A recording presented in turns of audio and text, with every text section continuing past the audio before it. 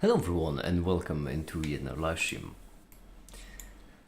And today there will be mainly two things. Hi there Edu, hi. First of all, we're going to be just rendering in the background, obviously. And second of all, I really want to get some more progress on the multi-app. So far, it's lacking a fair bit. So that's what we shall do. Hi there B, hi, welcome.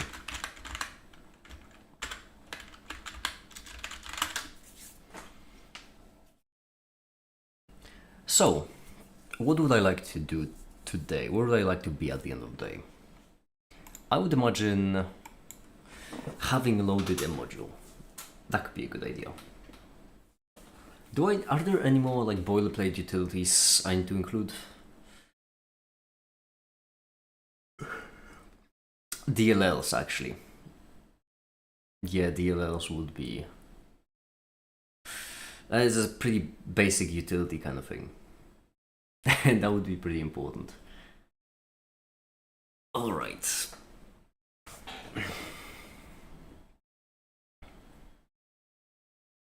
Okay, for this we need to do a little bit of research. Linux C link a DLL at runtime, because I remember it wasn't quite as simple. And this is in fact, I know it may be a bit of a hot take, but in all of my history dealing with computers, this is the one example where I specifically remember Windows was better, which is mental. Because if I remember correctly, DLLs are DLLs, dynamic load libraries on Windows. In Linux, it's shared objects, SOs. Runtime libraries.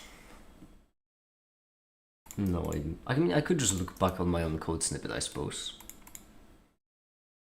Should be just fine. DLFCN.h. That does sound like the right header.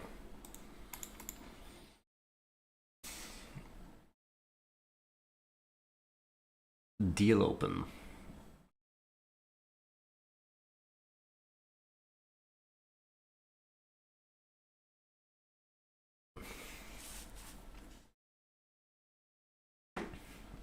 In 5 minutes ago. Don't beat yourself up too much. I woke up like an hour ago. I've been really struggling to stay up all night the past couple of days, even though I know that's something I have to do in order to switch back to normal daylight time.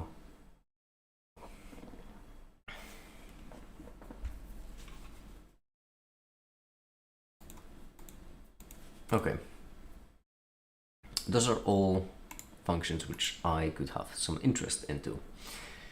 The DL open function shall make the symbols, function identifiers, and data object identifiers in the executable object file specified by file available to the calling program. Perfect, that's exactly what I'm looking for.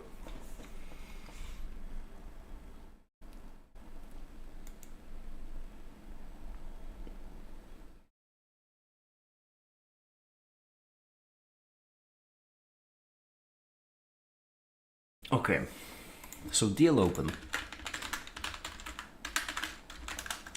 is effectively what we want to look into.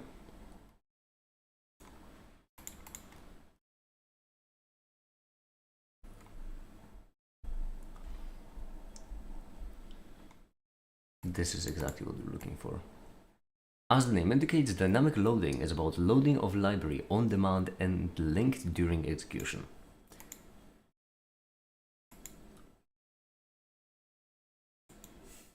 That's because dynamic linking, counter to what it's called, can actually be a lot more static than you think. But once again, this is a very never the kind of topic, and I'm a generalist, so I won't get into that.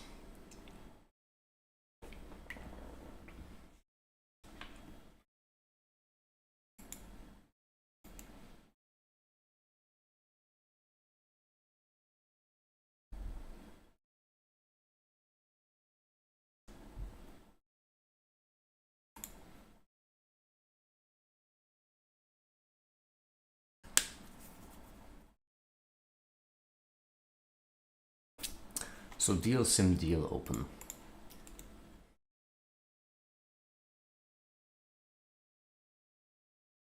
Beautiful. That's very simple. I like that a lot.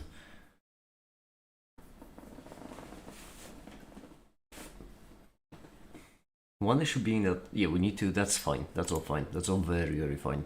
Okay. So right here we have the lazy and now. Shall be performed at an implementation defined time, ranging from the open call until the symbol. Should improve performance or implementation support dynamic symbol bindings, since the process might not reference all the symbols of the file and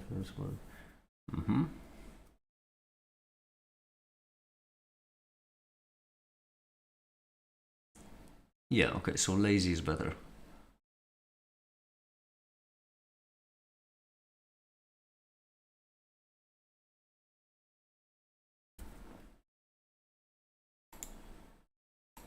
Alright, let's try it. In order to do so, first we need to LDL, that's fine. For a second this scared me, but no, LDL is fine. First we need to compile Linux C compile into shared objects.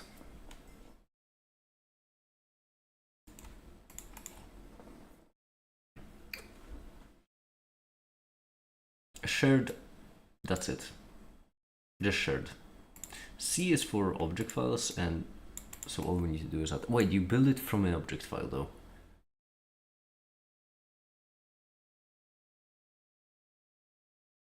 Yeah, okay, never mind. It appears that you should be able to, as long as you do fpic as well.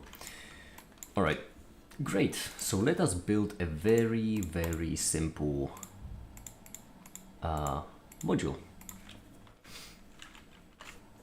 What do we call it? Template. Alright, template module. In this template module, we will have main C. We're still gonna call it main, even though we don't have to. And in this main C, we will not have a main function. Instead, we're gonna have that's a good question. What we have? Void. They're all gonna be voids because that's just easier to deal with. Or we're gonna have as many voids as possible. Void module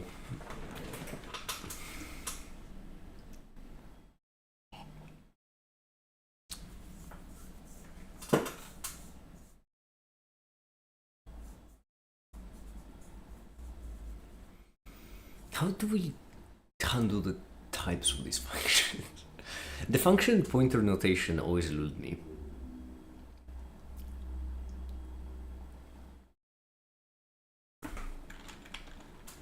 For now we're gonna have this, which will take nothing. Hi Detefta. Why did you just... Okay. And for now we're just going to... Actually, that's a question. We do what? Ideally, we'd like actually all of them to take in a void pointer.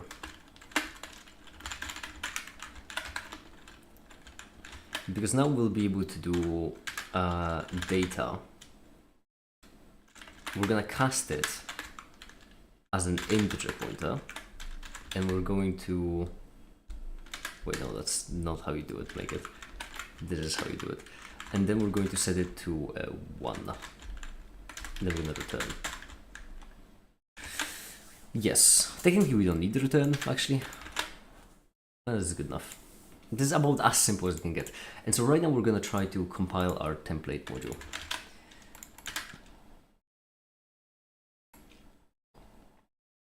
So we're gonna keep the includes, that's useful. And then we're going to do what? Keep the output not as build main, only as build modules template.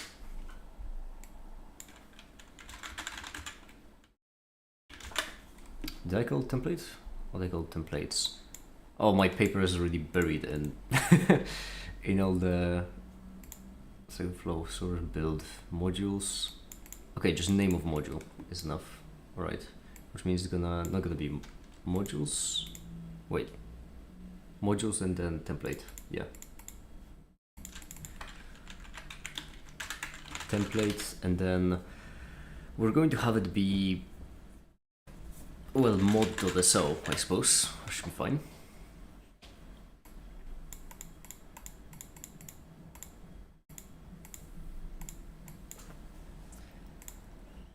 And then we do it with, first of all, template mod main C, and second of all the required flags, which will be this, so that we have the position dependent code, so we can basically extract symbols without any problems, and shared, because it's meant to be a shared library. And now first of all, let's see if it compiles at all. That would be nice.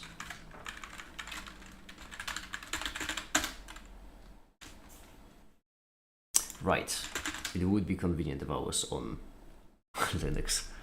Now that you mention it, yes, it would be convenient. Okay, well, that's very good. We have our module. That is great. Now what? Well, now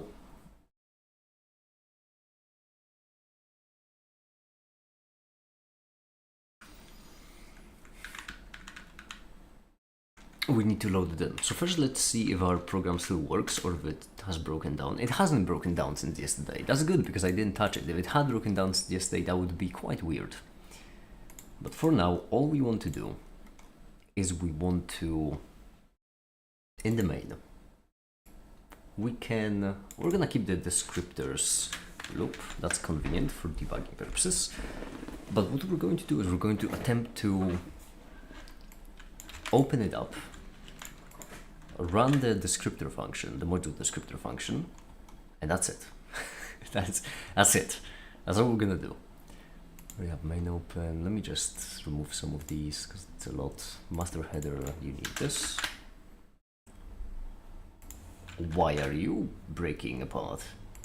That's not a great sign at all. Don't be breaking apart. No need for that. Okay, cleanup and init can go away for now. We only go with utils. So in the utils, actually no, before we go to utils, let's first test the principle. I'm just going to copy and paste the code. Then we're gonna make the required changes. That is, we're gonna have build modules template mod.so, right? Yeah, lazy, that's correct. The function we'll be going for will not be cosine, it will be mod descriptor, and it will be a void function pointer which takes in a void pointer.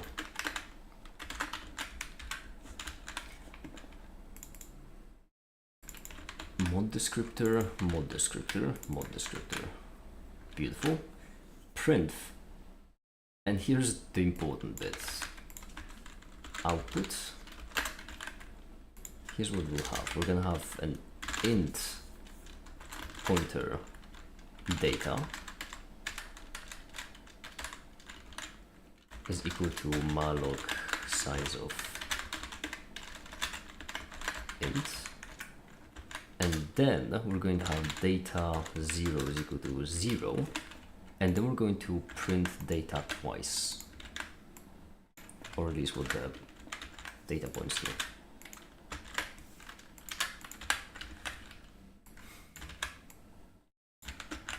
Okay, between those two, we are going to run the mod descriptor with data as the input. Is this correct?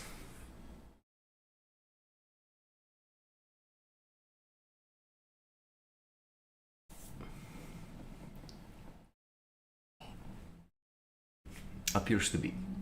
So here's what happens. We create our variable. First of all, we load the shared object. Then we create a pointer to the data, which is a number, integer. We set that integer to be 0, and we print it. What we should see is we should see output 0. Then we run the function that isn't actually in this executable. It's in another executable, the mod.so, and then we print the data again. If this function runs correctly, our value should be set to a 1. Which means that if we have done everything correctly, we will see output 0, output 1. That's it. But one important thing as well is we need to link the dynamic loading library. So right here, LDL. Now we build. That's taking a horrifyingly long time. Wow, now let's see if it works by changing this to a 2. Now we should see 0, 2. That was first try. I know that... Okay, so I know that was just copy-paste boilerplate from Stack Overflow, but still, it worked. That's a really good start. And I would right away like to describe the principle here. Yeah, that is really a really good start. I kind of went off the rails here a bit because I started describing module types and oh, whatever. The last element of this original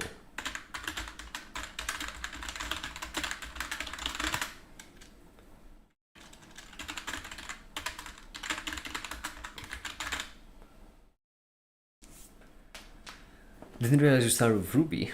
What?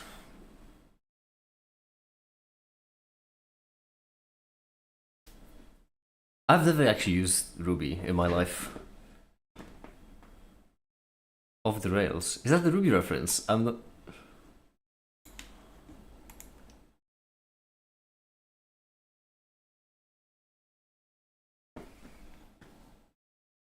Ruby on Rails. But maybe it's not a bad programming joke. Maybe I'm just a bad programmer. I haven't been doing this in literal years. I genuinely feel like... I can feel I'm not in my prime. And it's taking a toll on me. I don't think that was a bad joke. I think I'm genuinely just become a bad programmer. I've been doing too much physics. I need to get back into it.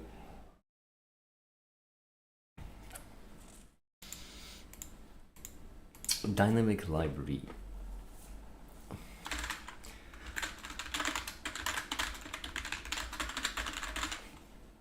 Oh no, what do you mean? Oh no.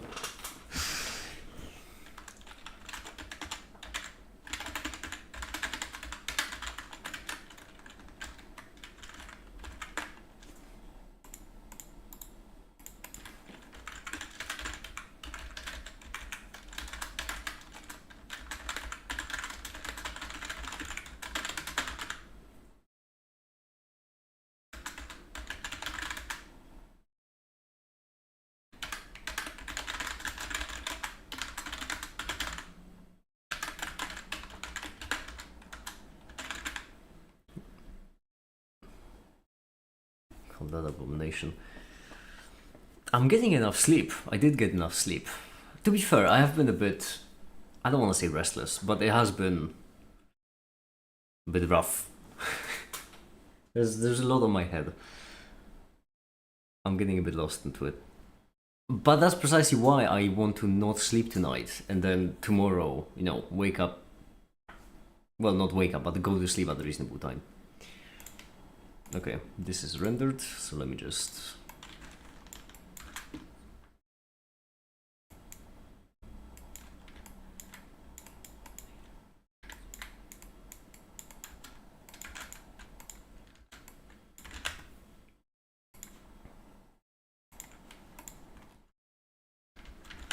No, that's the wrong blender. This is the right blender. Alright, we're gonna switch it to x dot.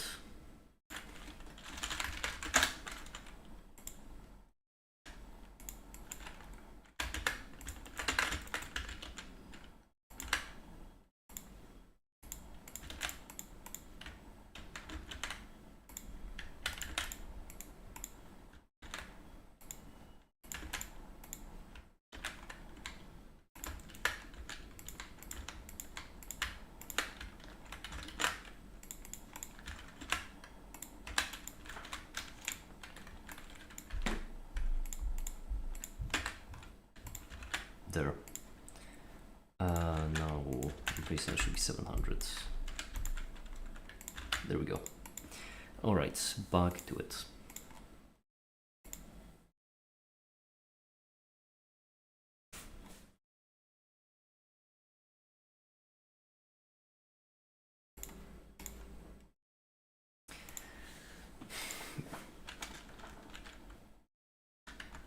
giving a choice to remove, which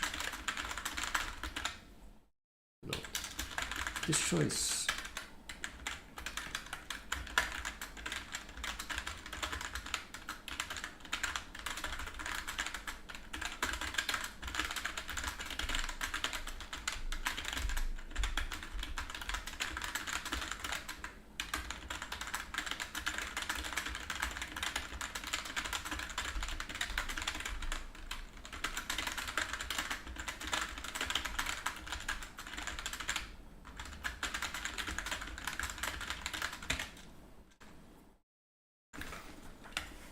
And right here, I wouldn't mind adding in some of the code.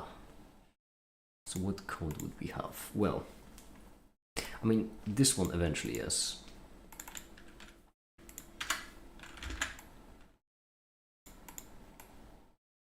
Oh, I love that the handler is a void pointer as well. That's tremendous. Finally. Pointers shouldn't have types. They shouldn't. Their casts should have types, but pointers shouldn't have types. That's a waste of a letter. Executives. Is there a... Does Overleaf genuinely not understand the... Because when I do this, it's still errors, right? Yeah. Executable S.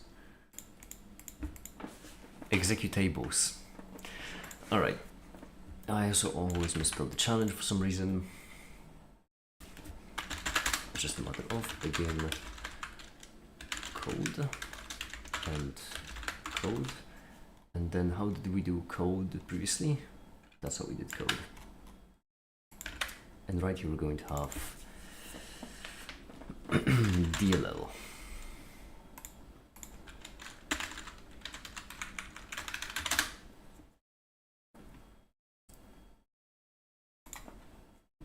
So in the DLL we will have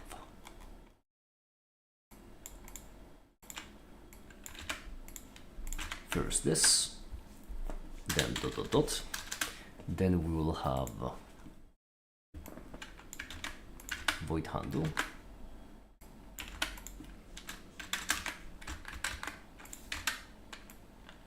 function,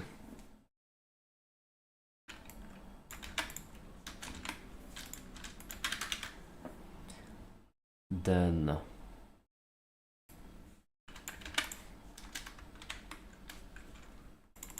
function, and then DL close double dot.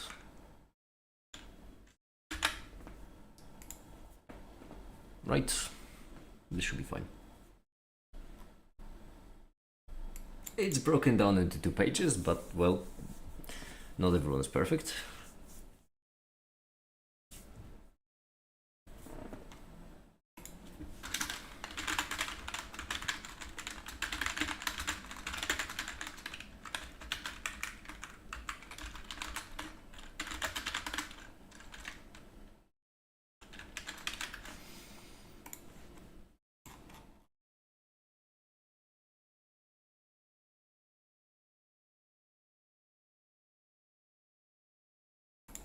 Function.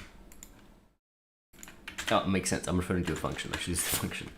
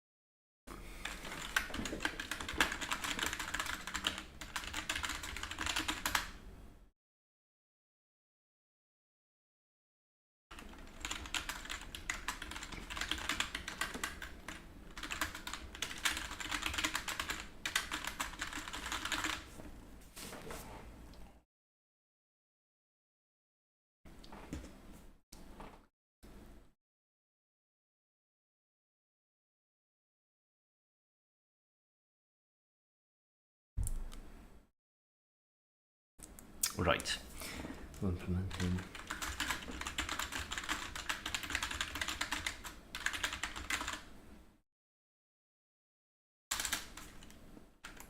I'm gonna do this again, but this time we're gonna have a 1.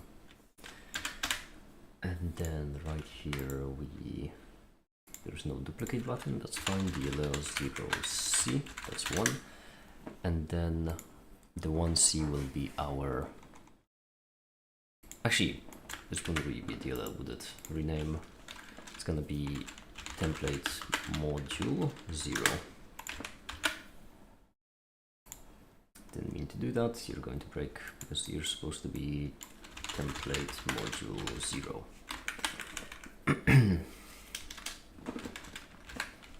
Also, let's do a 1 here.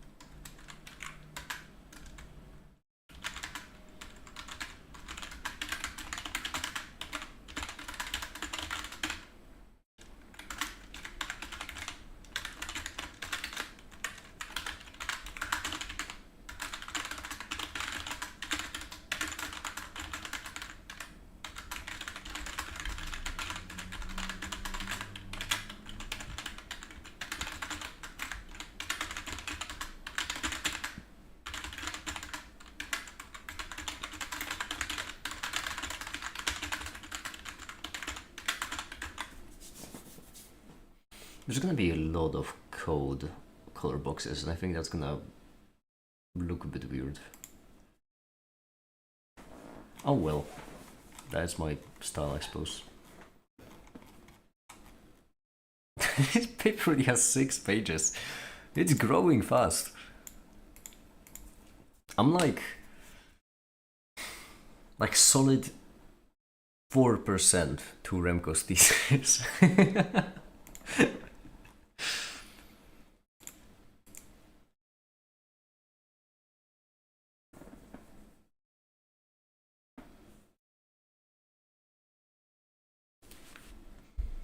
But yeah.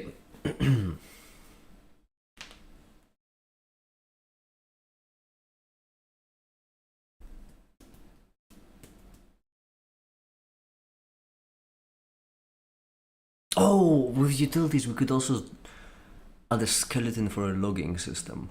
It would be just an empty skeleton, it wouldn't do anything, but for the future. That would be smart. Yeah, we would like to keep track of logs.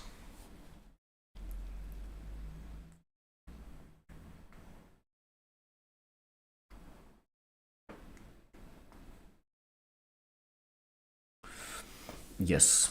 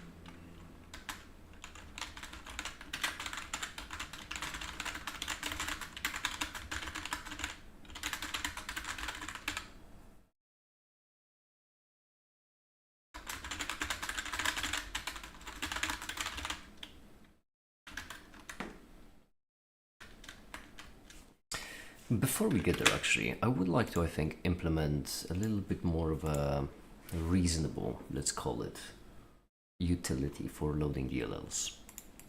So the idea will be simple. We are going to go for... We're going to go to the system. And in the system, we're going to have external. Here's the thing, we have the mod descriptors. I just realized the mod descriptors could also store the module itself, which is a bit dumb, but not completely dumb. That's not what I didn't want to close that one actually. I wanted to open it.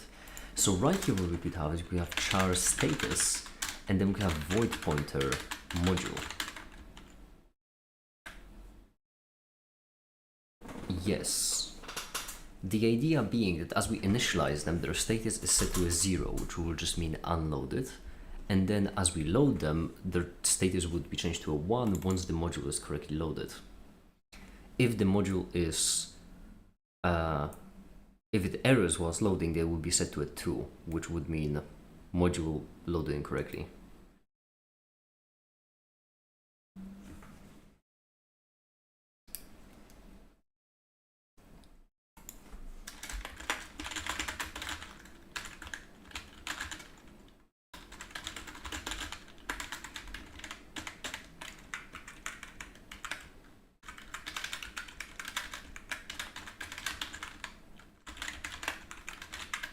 Like this.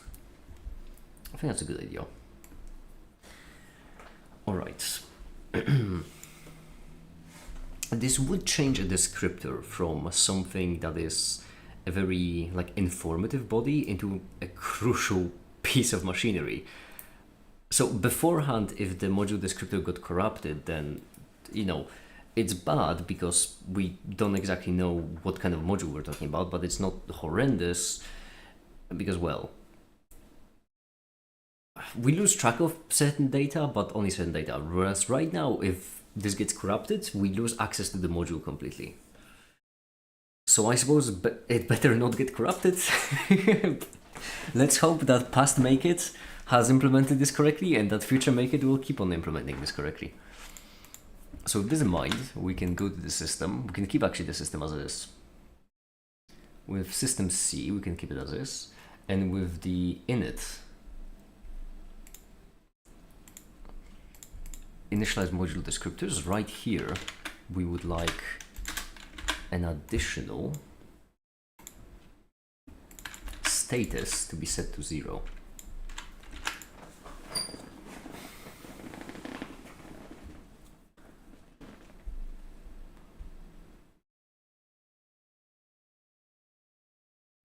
We could also check if the values make sense. If there is a nonsensical value, it could just not load it. Nah, it's fine. And the reason why it's important is because in the table we have already established different types of modules. So this one will only apply to the linked. We only want to link them if it's a linked module. I don't think I need to explain that.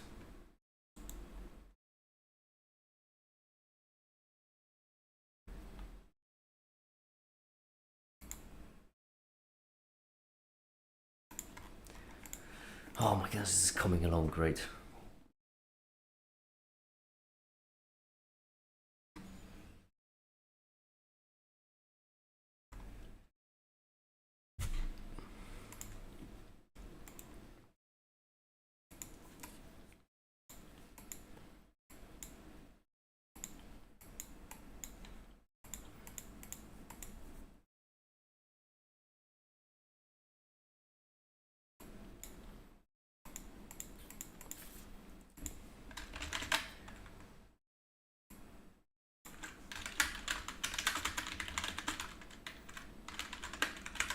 This will be a 3, because if we have an incorrect type, also there should be incorrect category, which would apply exclusively for the anchor.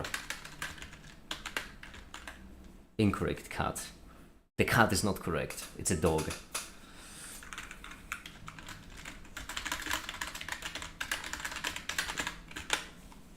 There we go.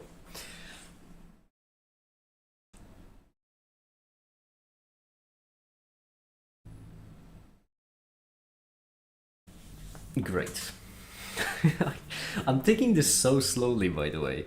In the past, I know that no one watching here was back then when I was doing the multi-app the first time, because it was 6 years ago, 8 years ago, something like that. Oh my god, it might have genuinely been almost a decade by now. Wow. Phew, past, unrelating past interest time. But yeah, I really. Was it 8? I have no idea. Anything above a year is a hazy cloud in my head. But back then I really rushed through it.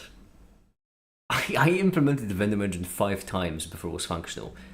Like, there was a certain point at which I would scrap the whole thing and start over from scratch. Make it older than 8 years. Ah, damn it. Well, I think I'm older than 8 years. I could be wrong. As I just said, I don't know. I was very young when I was made. I don't know how old I am.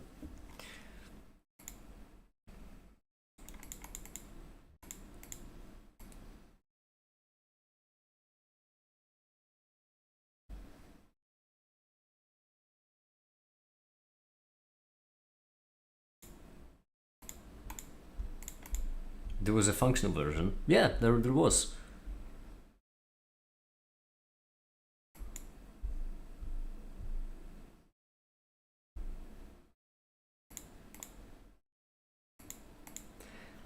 In fact, one of my... Hold on, let me show you. On my desktop, I have an image. I keep it on my desktop.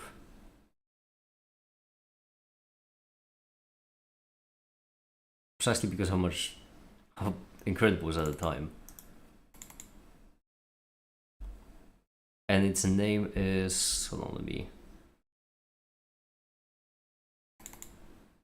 Its name is this. Which is just a keyboard mash of yes, we did it. And this right here is the 4 make it colors. This right here is an image displayed using my engine. That's just 4 pixels.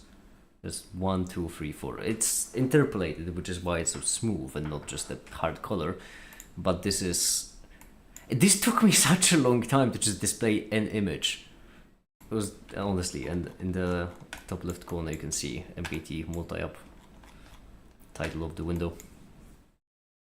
I thought it always had a memory leak. It did. I don't know when that memory leak was introduced though, that's the problem. Because with memory leaks, when you're writing a big program, the tricky thing about memory leaks is that if you know how a memory leak is happening, it's not really a problem. You can fix this in seconds. The biggest issue is that you don't know how it's happening.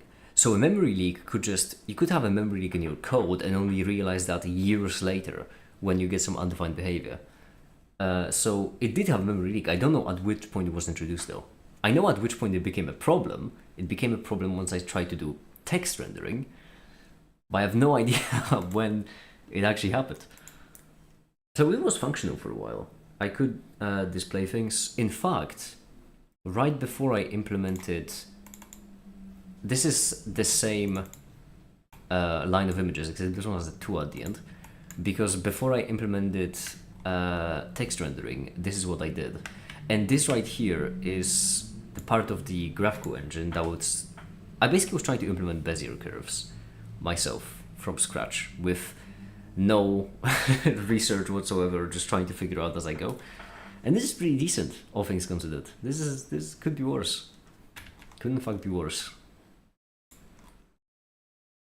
This rendering engine was a speed demon when it came to rendering. It's honestly mental how fast it could render an image like that. But that's because, once again, it wasn't great. What's a memory leak? I know nothing about CSM programming. This isn't honestly that much of a programming issue nowadays. So here's the thing. Here's how I always like to explain it. Languages exist on a spectrum of abstractness. So you have low-level languages, like for example C, like for example assembly, or you can have high-level languages, like for example JavaScript, like for example TypeScript. Python would be somewhere right here. This one would be Python. This one would be, I would say, Java. I don't know, C#, stuff like that. C++ would, I'll put that finger right here. etc., etc. What does that mean? This you can imagine as a spectrum of how close something is to hardware, like physical electrons moving around. This is really close to hardware because when it comes to assembly, you are coding in the literal operations that the hardware will do. You literally track the binary values as they move along. In JavaScript, it's different. In JavaScript, you can say number 7, and you have no idea what that 7 is. Right here in assembly, you can do 7, and you know what that 7 is. What that 7 is, it is 1, 1, 1, right? Yeah, 1, 1, 1, electrical signal.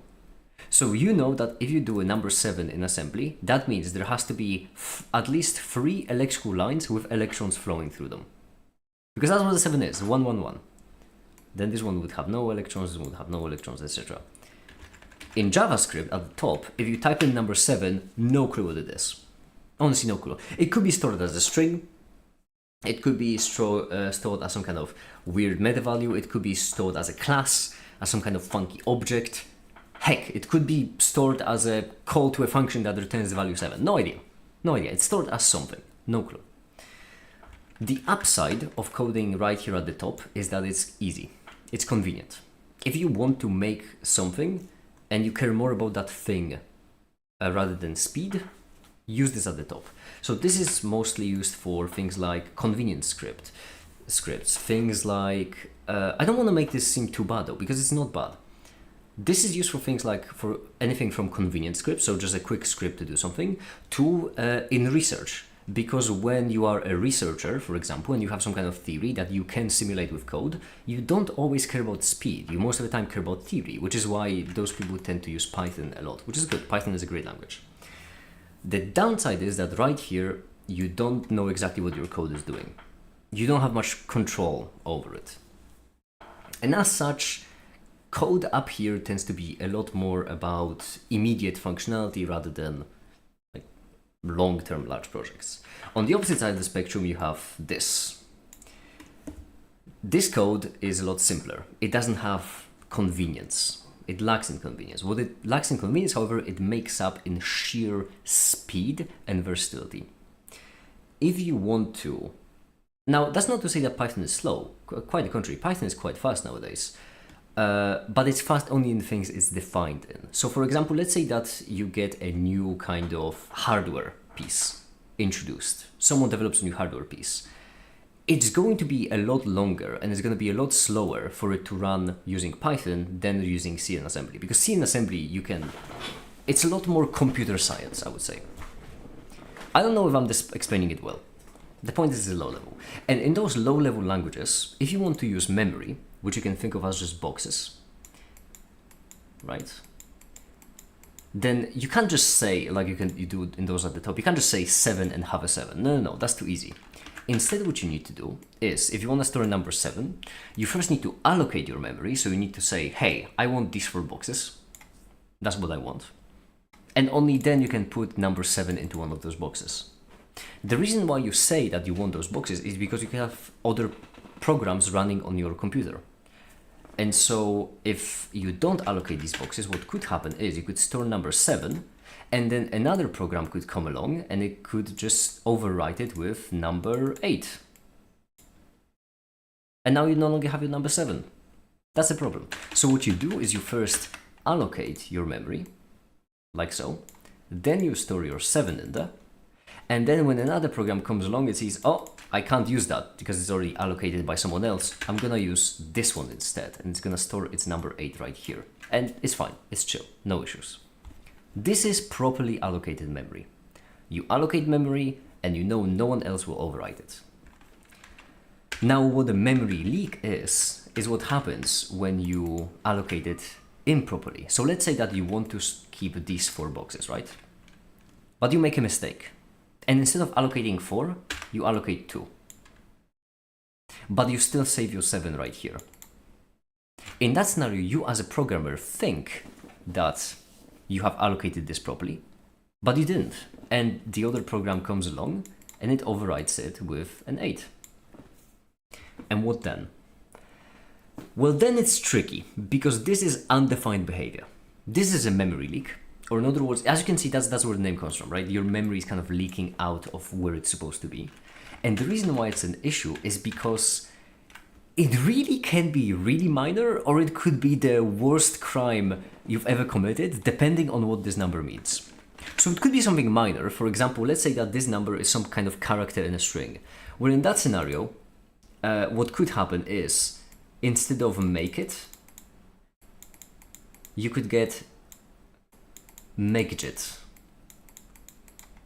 which is not a big deal, right?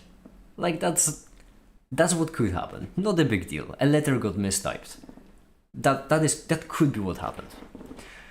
But another thing that could happen is this number could store, for example, how much memory you want to allocate in another chunk. And you could allocate, let's just say, you could want to allocate, let's just say 16 bytes, but it could be overwritten to 100000000, and then you have a pretty big problem, because then, instead of allocating 16 bytes, it tries to allocate 100 billion. And that's pretty bad, because you most likely will, well, you will either fail, or you will have way too much memory. And all of a sudden you wonder why your program is taking up 100 megabytes in your memory for no reason. So that's what a memory leak is. Memory leak basically means that you have your memory, which you have allocated incorrectly. And so you think that you have complete ownership over that memory, when in reality you don't. You did it wrong, and then you pay the price. And that's the issue with memory leaks, because they are inherently random. They're up to chance. Sometimes your memory could be overwritten, sometimes it couldn't be. The one saving grace is that usually the way operating systems work is, if your program is running and it stores its data in some kind of chunk of memory, then usually the operating system tries to keep it in a way so that, like, all the other memory that you have is also kind of semi-reserved for your program. And this is more of a problem of lower level languages. It's exclusively in lower level languages, is because in the top level you don't allocate memory. So in the bottom level, here's what you do in C. Let's say that you'd like 10 numbers, right? What you do in C is, first you establish a number pointer like this. There we go.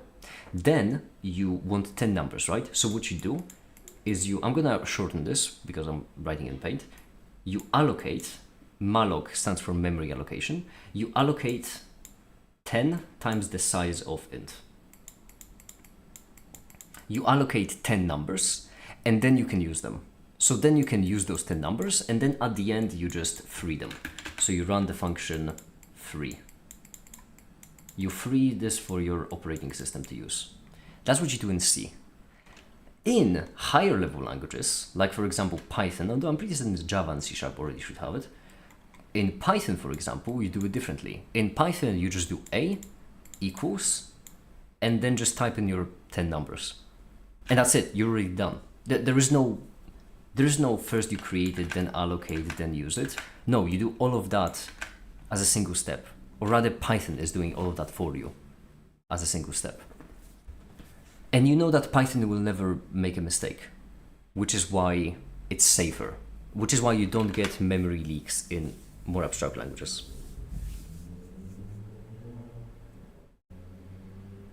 That is the upside of more abstract languages.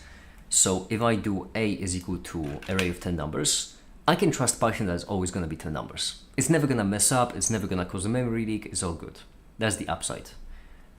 The downside is that Python doesn't exactly know what kind of number I'm looking for, so it kind of wastes a little bit of memory just to be safe.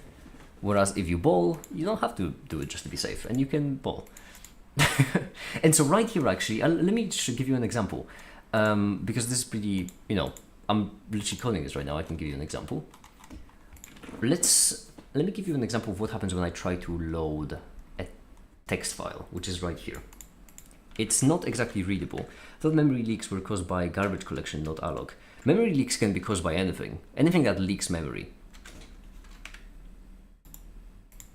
Undefined behavior tends to be quite undefined.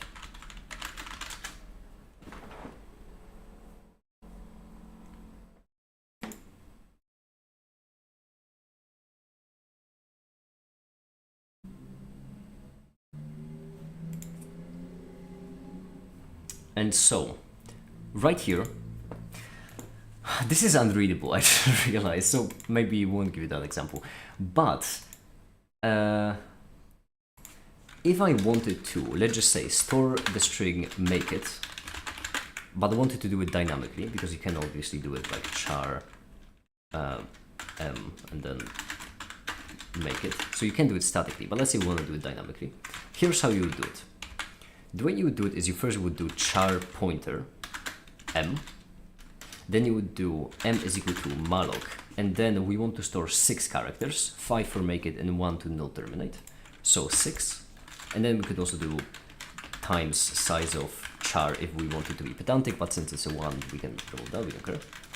Then we do, then we can use the m, so we can do m0 is equal to m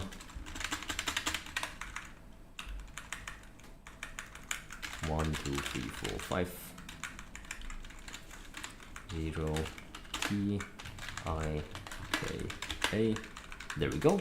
And at the end, very important, we need to do free m to free it up, because otherwise we're just hoarding memory for no goddamn reason.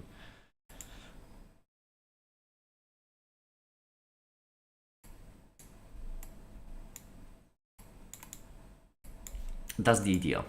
So we store 6 bytes, and if I run this right now, so right here I'm also going to print it.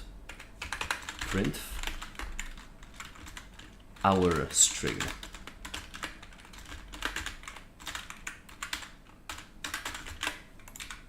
I'm going to print it right now. If I don't misspell print. There we go. Our string make it. I know it could be a bit hard to see if we're not watching on a big screen, but just trust me, it's there. So what we did right now is we have our boxes, right? We have our 6 boxes. 1, 2, 3, 4, 5, 6. There we go. And we allocated into we first of all allocate them. That's step 1. And then into them we write makit and then null character. So keep this one empty. All right. So okay, good. Glad you saw it, because what I'm about to tell you is the interesting part of it. I have a so now I have a question for you, Figure. This is what we're doing right now. What if instead of doing that, I did the same thing with, you know, writing of the characters in there, you know, kept that in tx, but instead of allocating 6 bytes, I only allocated 3. What do you think would happen?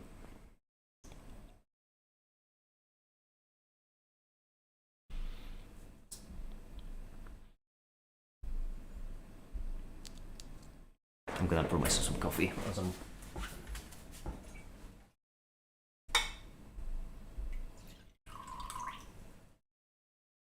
low on coffee, I need to make some more.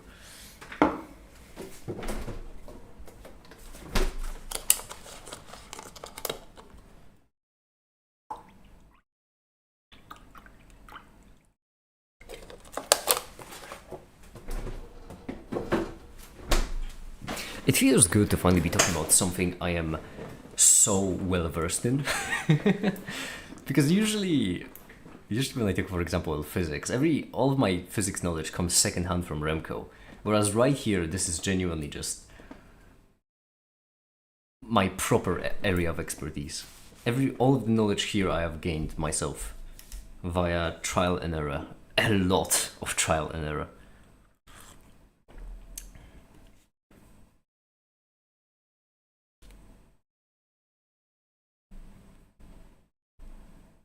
And also, Ido, I hope you are appreciating this, because so far, your only exposure to my computer science abilities has been through the lens of networking and web dev and front end and Python, which is very much not my strong suit. I'm decent at it, but not great. I think if you change nothing else, it should print make it, but if another program runs, it would probably print only Mac. Actually, yes, you are correct. Almost. Well, you're correct. If I change this 6 to a 3, and if I run it again, it works just fine. The issue there being that if another program runs, it would probably only print Mac. It is a little bit worse than that. It can be also a little bit worse than that. It can be a little worse than that because there is a really small chance that you could overwrite something of your own program. So let's say that since you only ask for 3 bytes, your allocator allows you to place right next to where you store, I don't know, nuclear launch codes or whatever, you know, something normal every day. They would get overwritten. Which is really bad. But second of all, this terminator at the end, this 0, tells our string where to stop printing. So if I don't add it in, if let's say it gets overwritten, right here to simulate it being overwritten, I just remove it. We get a random character at the end. And there is a random chance, small as it may be, we need to roll for it, really. No, we're not gonna get it. There is a small chance that it just keeps printing.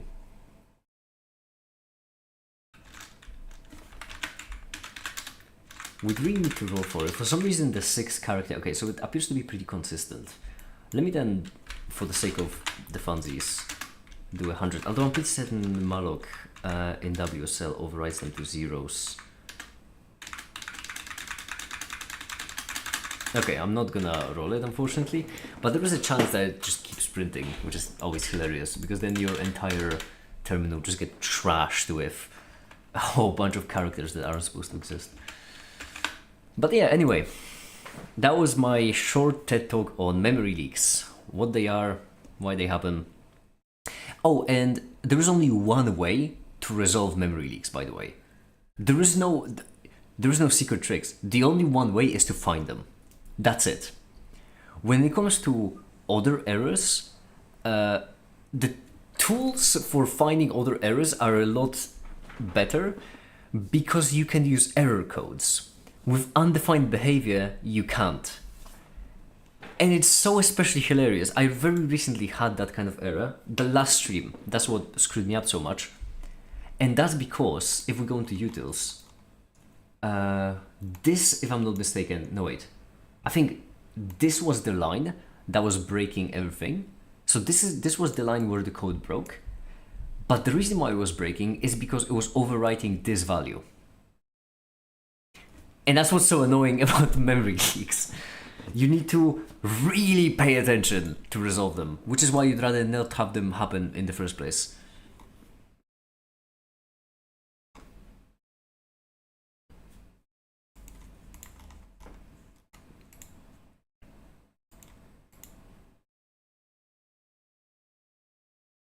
I love this. This is such my comfort zone.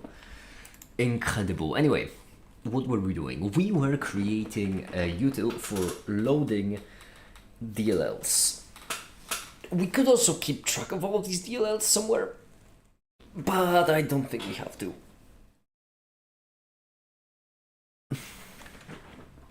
So, just like we have an error, we're gonna move the error a bit further, and right here we're gonna have util load DLL. I know, like Linux calls them shared objects, but that's just a bad name. Shared object is a bad name. It's not a horrendous name, but in comparison to DLL, it's a bad name. Because shared object, I'm technically using shared objects as DLLs, and like DLLs are a subset of shared objects, so I'd rather be more specific. You fix them by giving PC worse memory, and nothing happens. No, nothing about the topic. I found this at least something. I was really noticeable that this is where yeah. The thing that's very crucial here, is that you may not have understood most of it, or actually you may have understood most of it, because I think you honestly are tricking yourself into thinking that it's more complicated than it actually is. I really think you understood it. But the thing I want to accent is that this is like bachelor's level knowledge in computer science, if not master's level. For some reason, low-level programming is considered really advanced, which is mental to me. And genuinely, memory management is something I have only seen people learn in their bachelor's courses or sometimes master's courses. And I don't understand why. This is so easy. You just draw boxes and you draw circles around those boxes. That's memory allocation. Literally the only three functions responsible for memory allocation are malloc, which stands for memory allocate, realloc, which stands for reallocate, and calloc, which no one uses. I don't even know what calloc does. I genuinely couldn't tell you. I don't remember. I just remember it exists. What does calloc does? What does it do? Allocates array of number of resistors, initialize all bytes, and allocate days to 0. Okay, so it's just... Wait, does malloc also allocate to 0? Or does malloc just mallocate?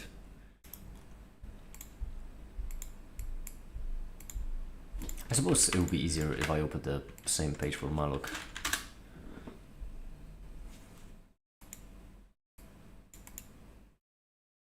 Okay, so calloc is just like malloc for cowards. Got it.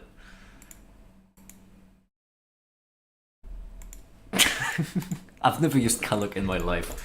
That's because for calloc you apparently give it, so you say that, for example, you want 10, you want 4 bytes 10 times. So let's say that your integer is 4 bytes long. If you want 10 integers, you just do it this way, which is funny because you can just do this. Like instead of 10 and 4, you can just do 40. Let me... I don't... But sure, what do I know? Anyway, load DLL will take in FP, and I'm pretty certain that's it. I think it will only take FP.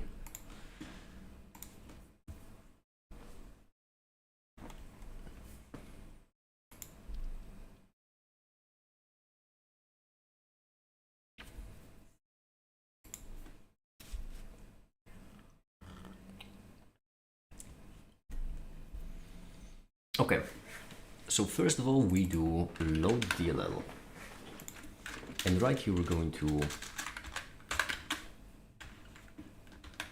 we do it for the size of the script. Oh no, we're not. Okay, it's fine. It's fine. For a second I got scared. I was doing it very inefficiently. We're gonna load DLL as U.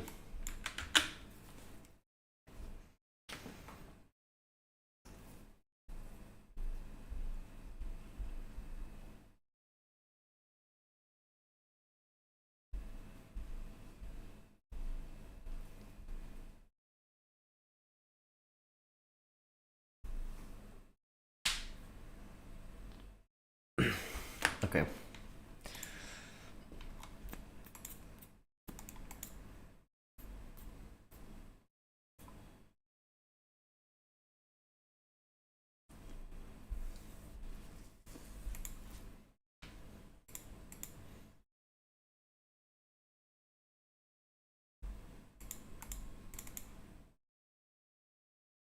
Now we need to define it.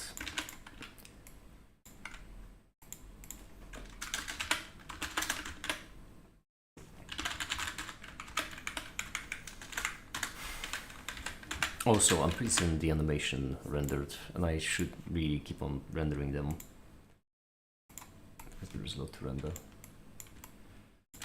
I'm not on vacation, I can just focus on the multi-app.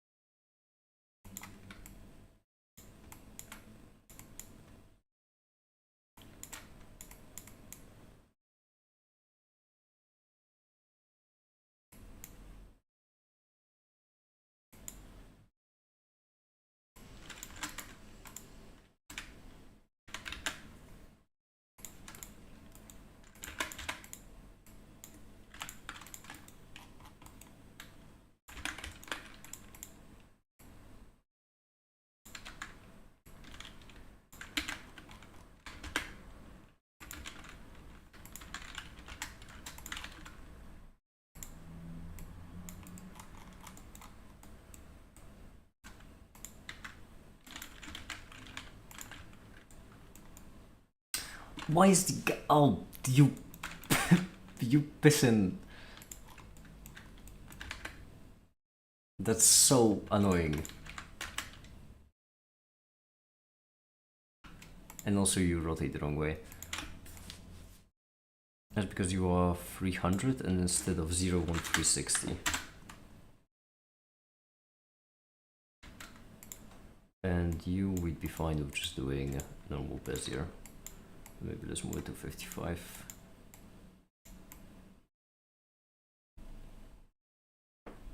You really can see how messed up the X is. I'm gonna fix it in a really bad way, but well, at least I'm gonna fix it.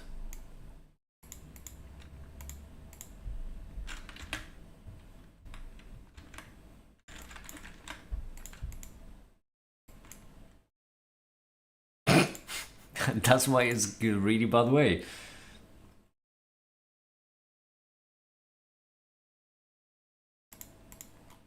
Whoops. Lesson for the future, don't Control Z when using this add-on. I just Control Z when using this add-on, clear animation. Oh, the entire animation is... okay, well, happens.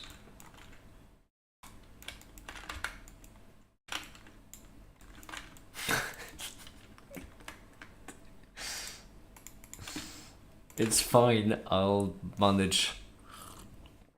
I can do it. I can do it. It should be simple. Right, 55.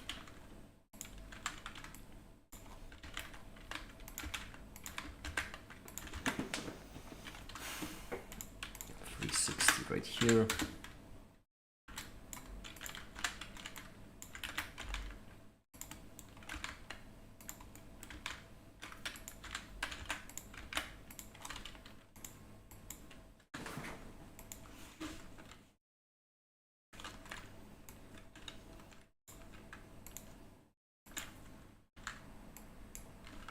Beautiful, and now we do the dangerous bits, by which I mean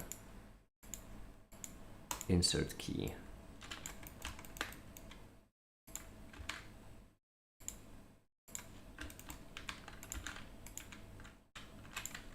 insert key.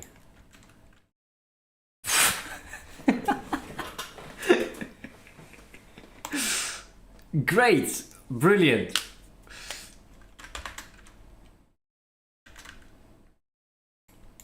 Tremendous. May I know why?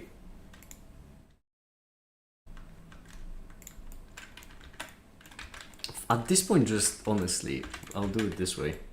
It's gonna be easier.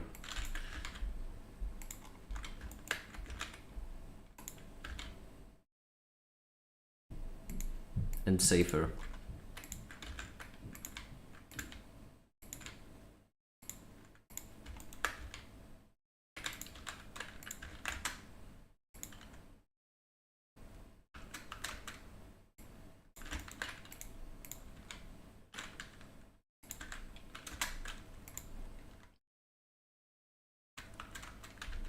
Yeah, close enough, whatever. Alright, back here, load DLL. It's just going to be this.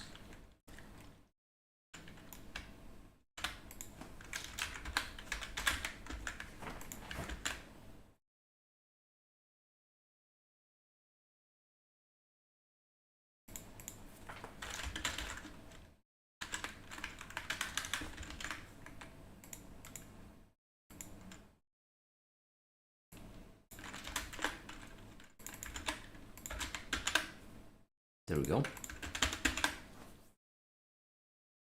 And right here, if not handle, we don't want that, only we want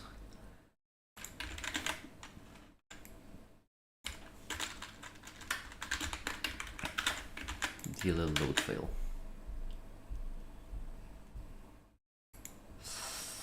Oh, that's tricky. How do I error that correctly? That's really tricky, because we are returning a void pointer, which means what we need to actually return is error type, and we need to right here have void pointer handle.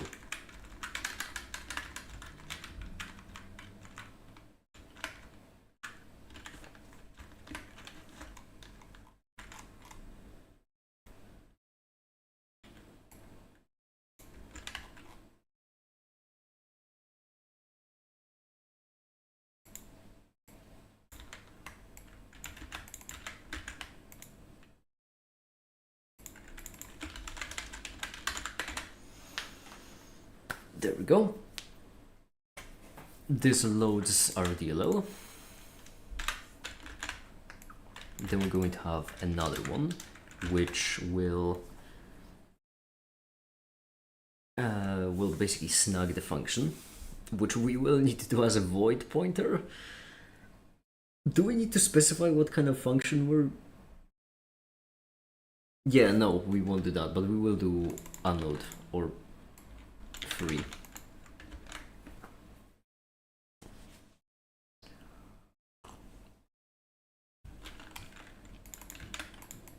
So right now we're gonna do void pointer handle. Then we're gonna do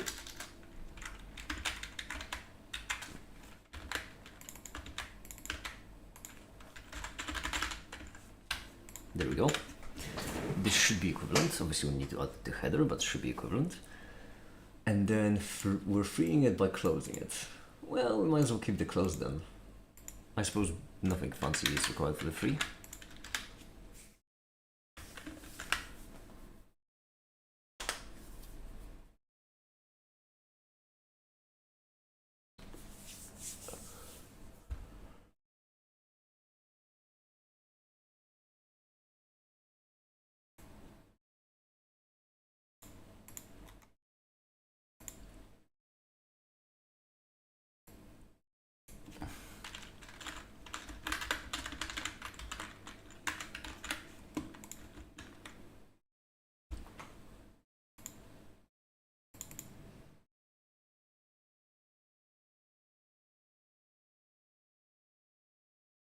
This being a function call is a bit of a waste.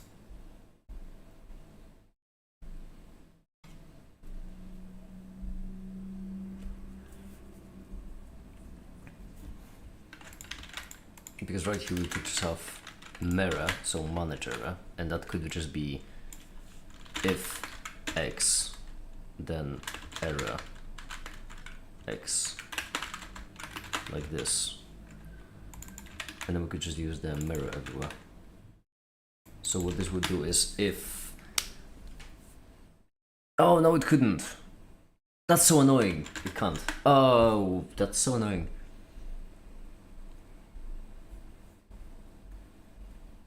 Yes, it can if we go to system H and if we define extern error type last error. If we then go to system C,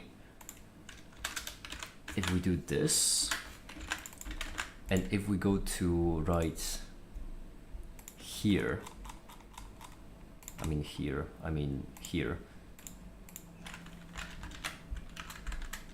is equal to x, if u, then u, and this would work. Yeah. Now the mirror will work.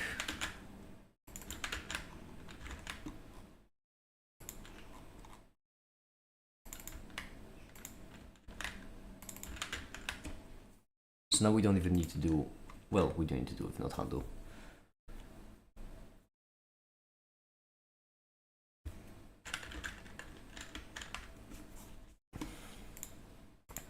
Yeah, so error just errors, whereas mirror manages the error. Error just errors, mirror is conditional. Okay, this should work. Wrapping your functions into these kinds of macros is, honestly, in my opinion, a really good practice.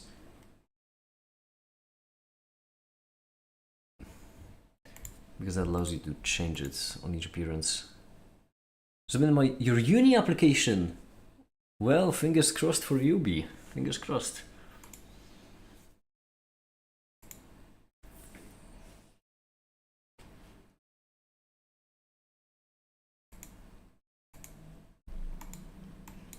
Right here we don't want the error as deal error. We want the last MA last, well, we don't want the MA last error actually.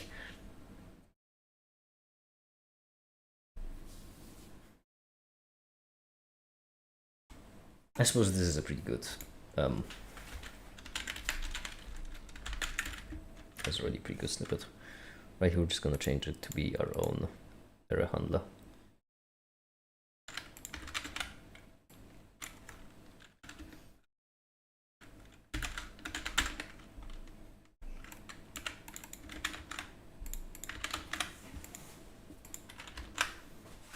Now all we need to do is we need to go to utils h, change u to be void pointer handle.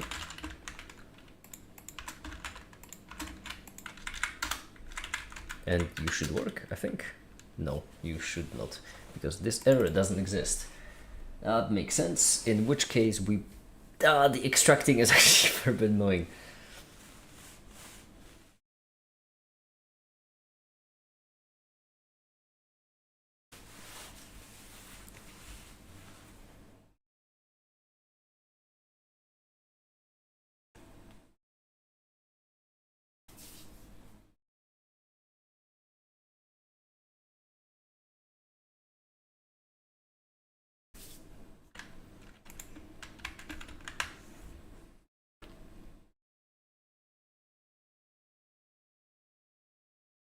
Fine. It won't be quite as descriptive for us, but it still is gonna be good.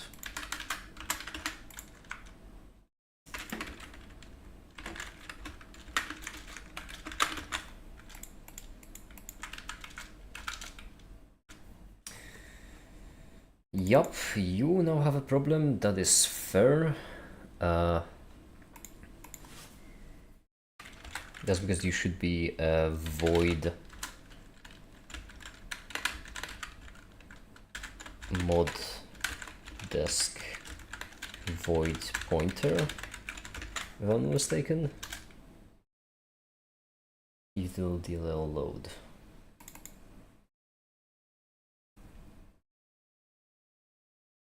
Previous declaration.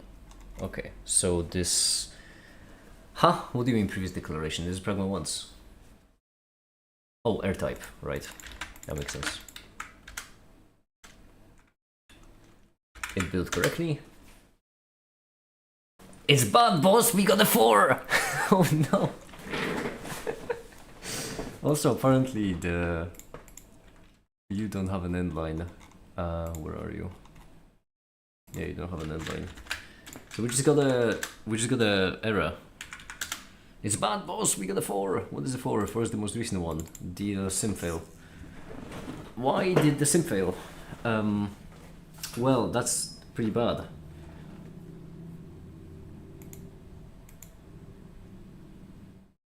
That is in fact pretty bad. Shit.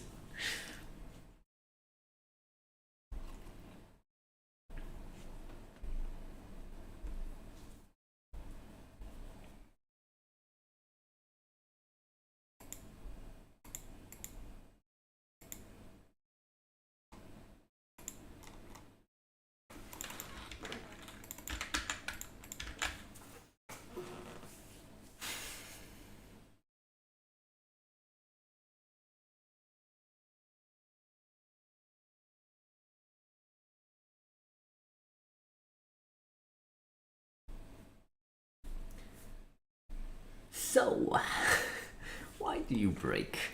It could be the DLL load util. Could it be? You do have access to the master, do you not? You should. So you should be fine. And also we're checking here for the handle, and the handle exists, so that's fine.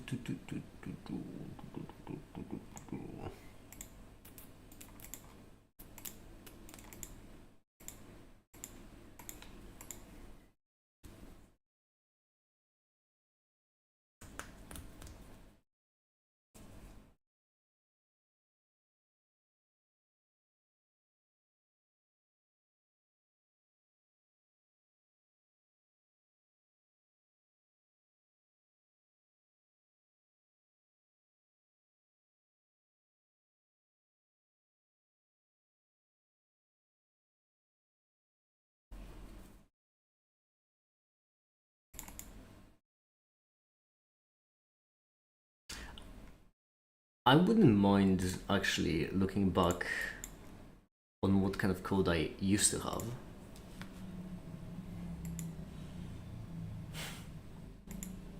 Because this right here right now is broken. So if you don't mind, I would like to do a temporary print of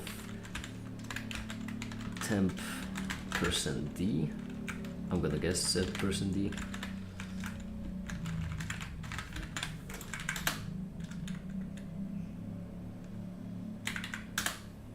No, it's an S. It's an S.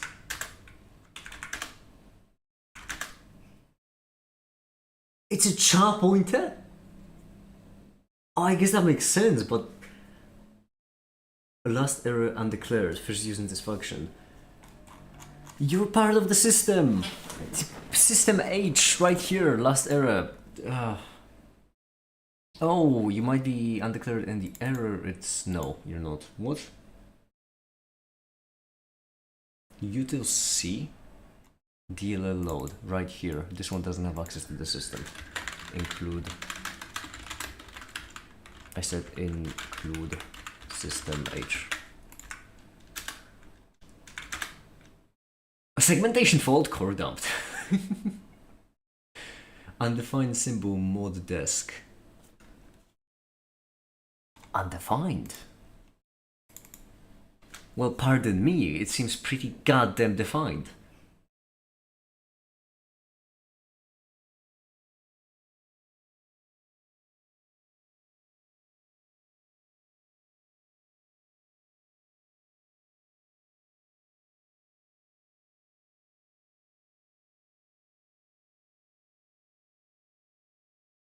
To me, it seems pretty goddamn defined. What kind of mistake are we doing when loading it? It must be this, right? Let me try to do it manually again here. See how it goes.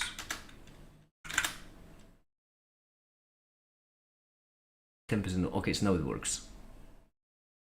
I'm going mental. What? Why?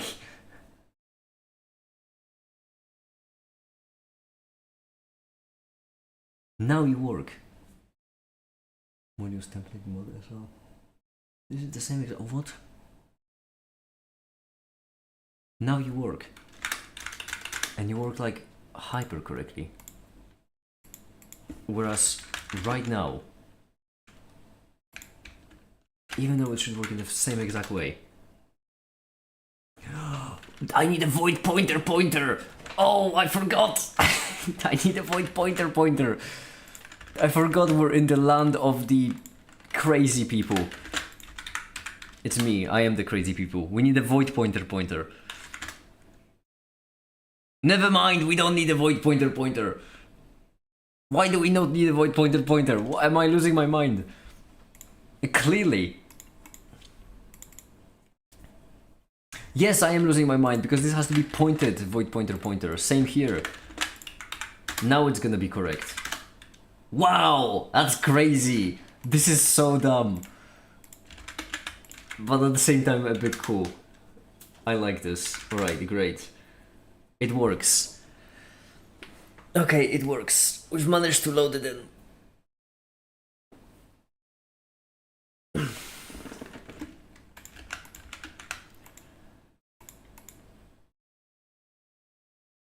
This is just error handling.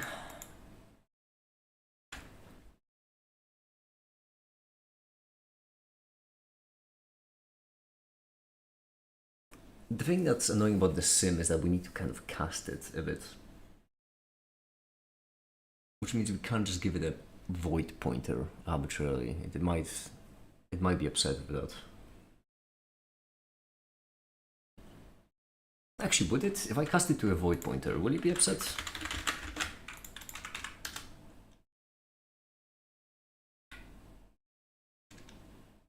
Oh, very.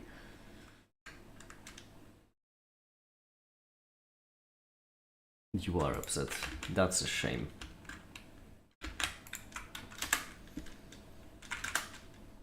Yeah, because I miss the error handling. I have to be there, and that's just a bit ugly, but it's fine.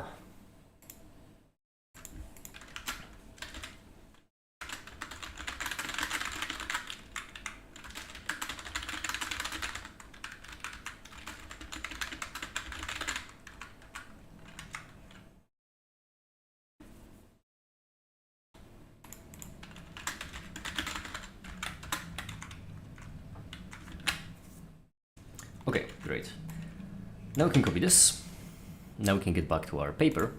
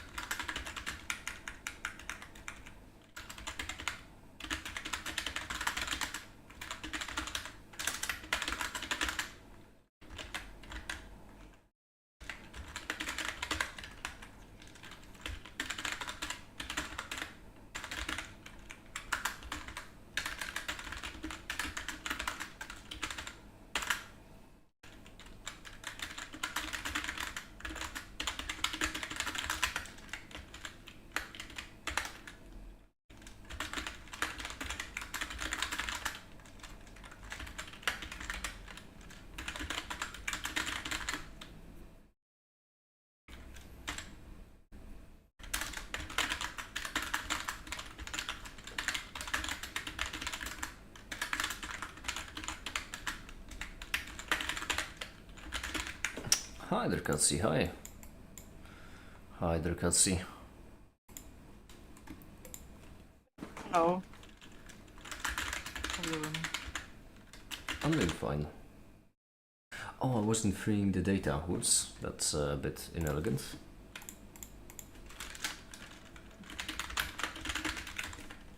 No, so that is fine.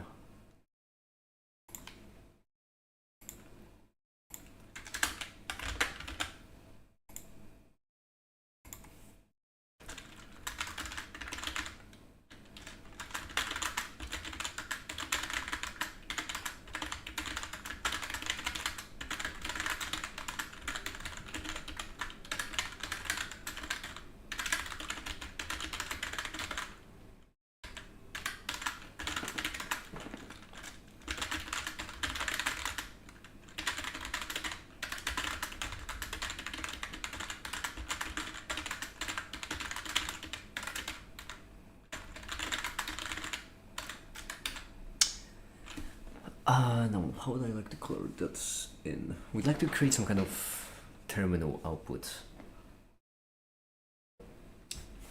Block. Terminal. Is it dying? Not yet. Mm. No, hold on, my animation rimmed. What are you writing? Paper. Oh.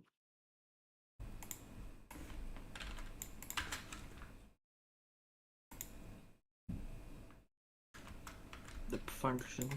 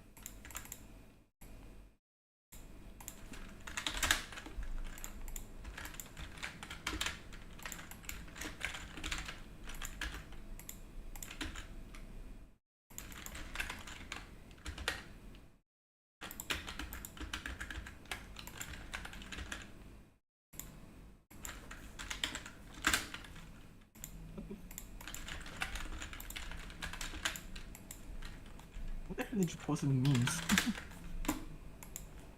What do you mean? Which? Oh, that one. That's what Jasmine sent. What are they? What is this?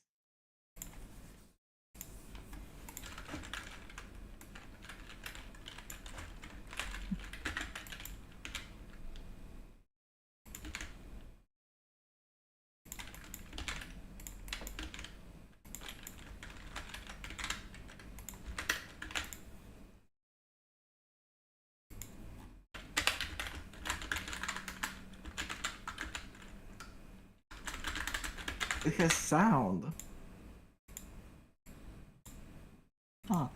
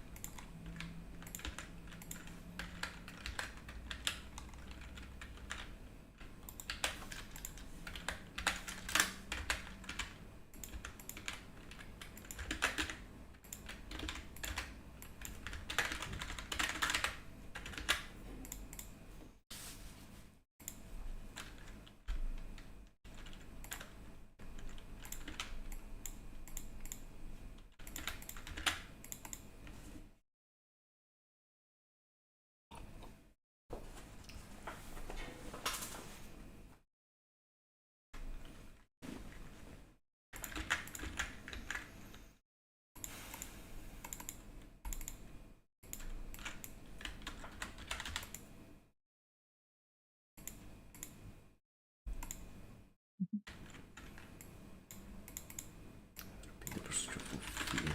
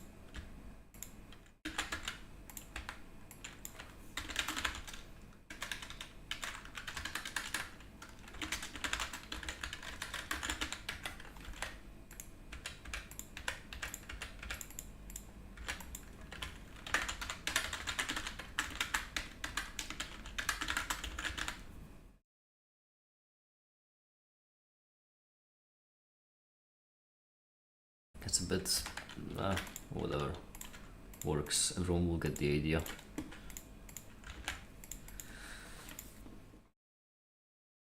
Also, I rendered it into the wrong folder. I just realized. Happens.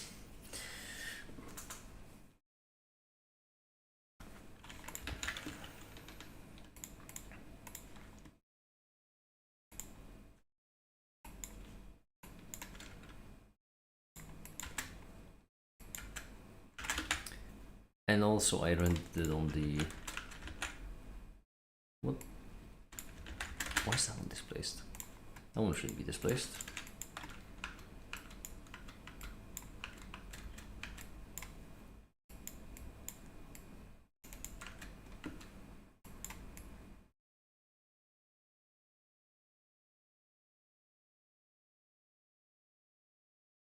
I don't know why this is displaced. They should be the same, but oh well.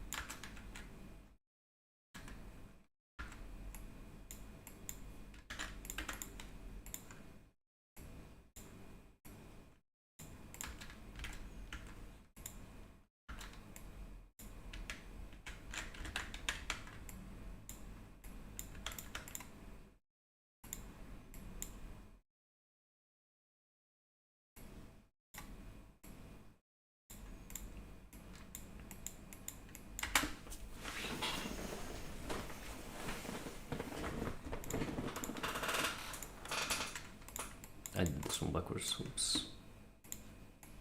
Here.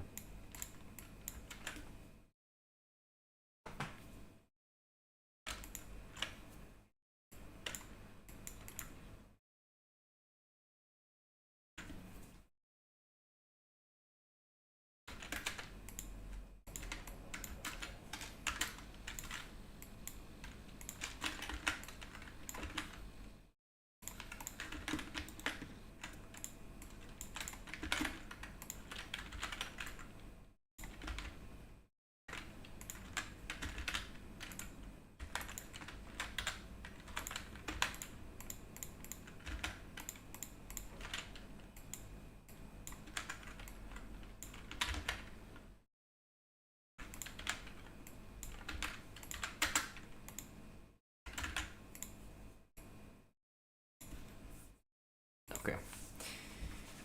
Back to the paper. How would we format the outputs?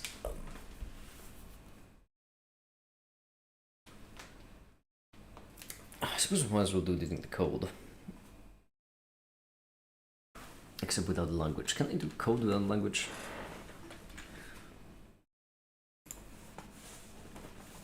Or can I just use...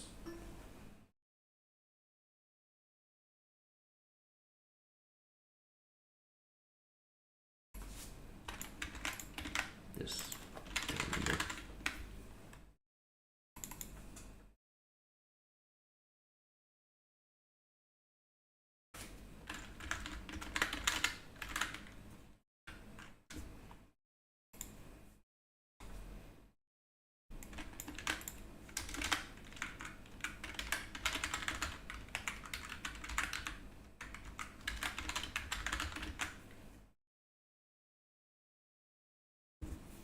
And welcome back, Silver.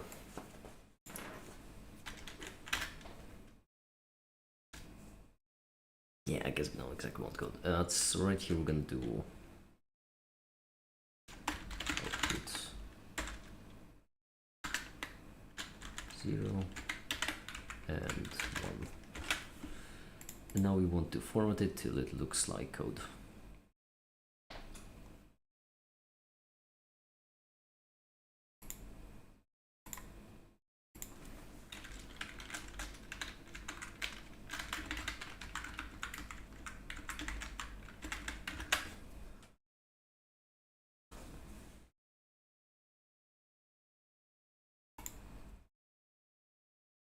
Ah, it breaks into two spread. Damn it.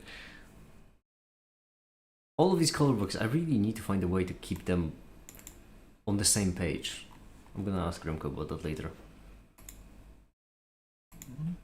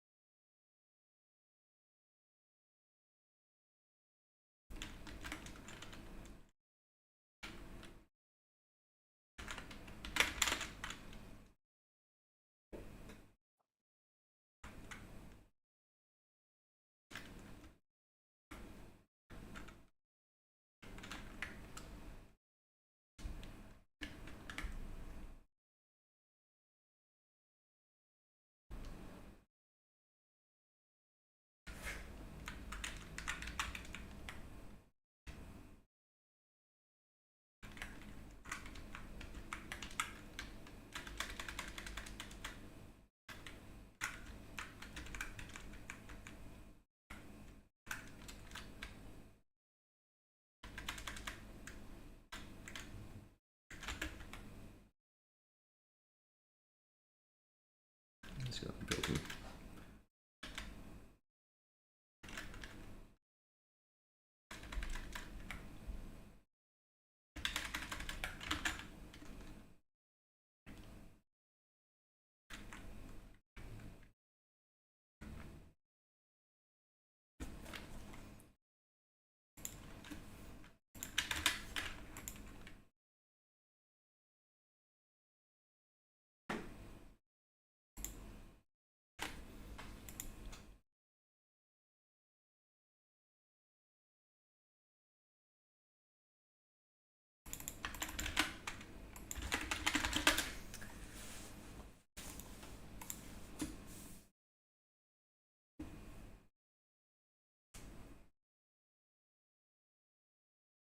There's a thing to change the font of the title. I'd like to change the font of the text.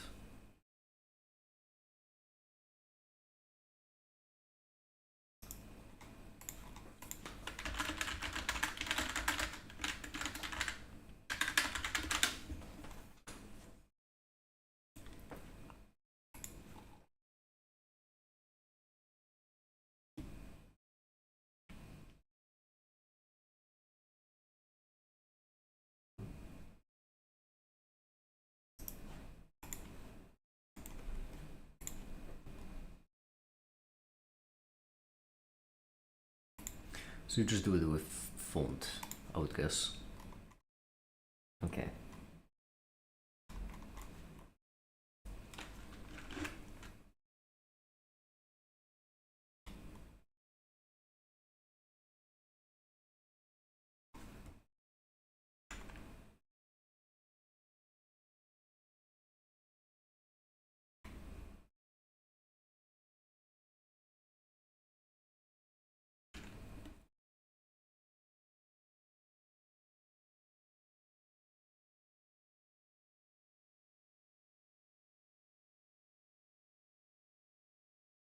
Hi Joel, hi, welcome. Hello.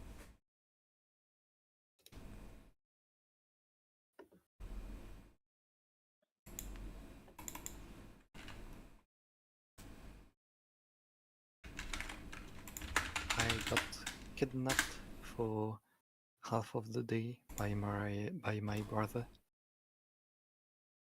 So I am going to publish the second version of the paper now. Oh, great.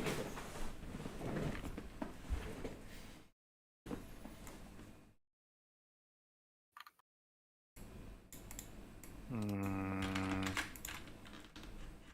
How? Oh.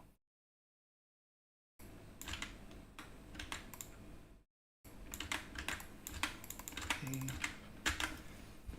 So. Before actually putting it up, I will read it one last time.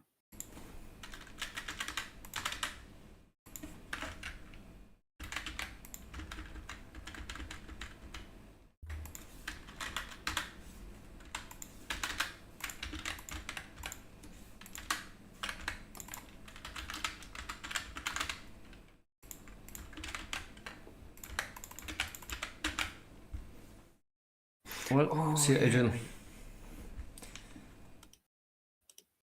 Mm.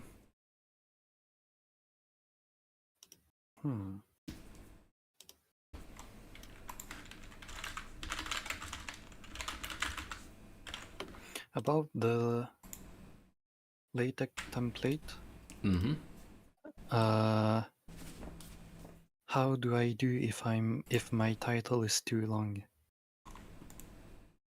That's a good question. I would suggest, I think, dividing it into 2 lines, maybe.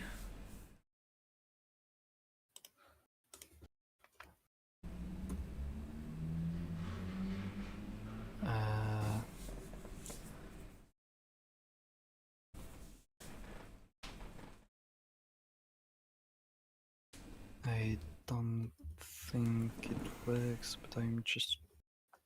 Yeah. Well, I mean, it already worked, but it looks like... Like it has a forehead. that I just sent it.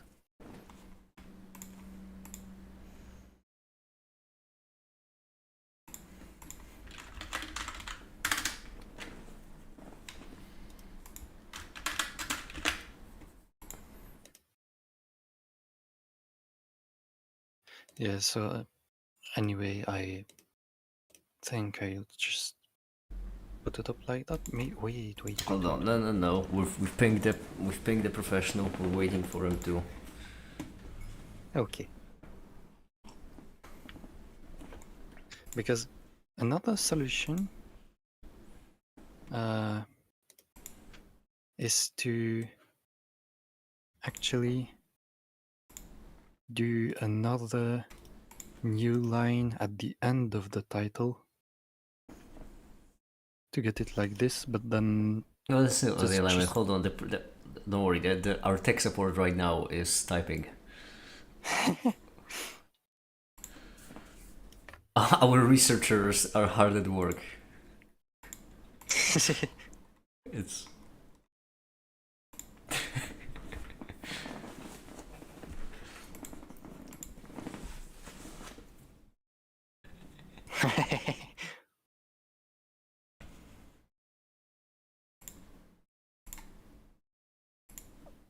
Oh.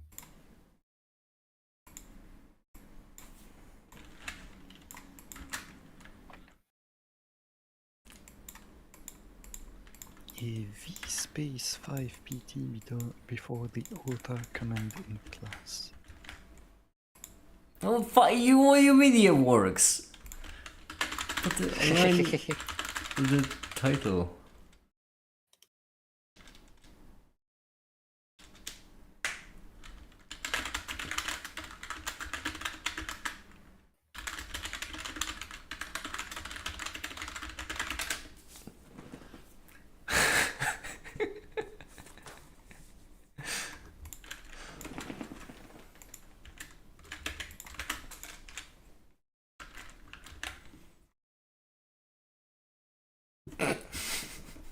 My kid?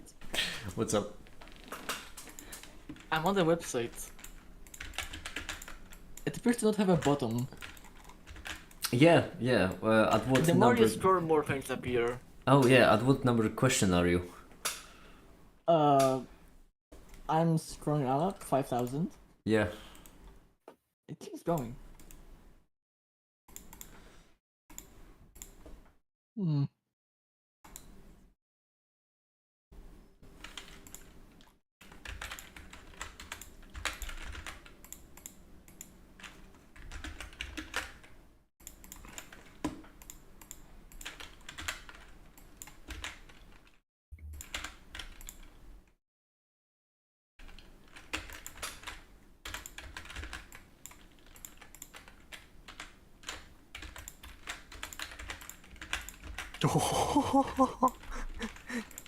Holy.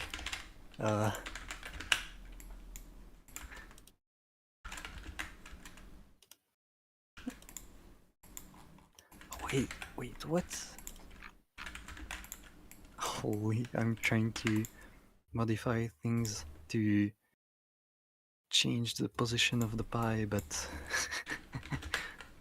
I'm doing more bad than good.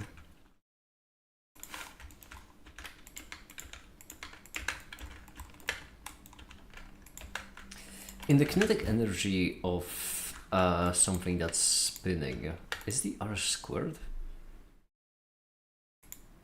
I think so, right? Because omega would be squared. But wait, omega would have the r next to it.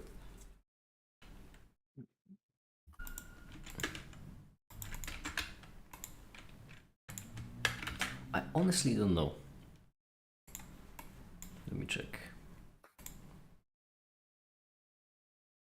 Oh, wait, or is it this?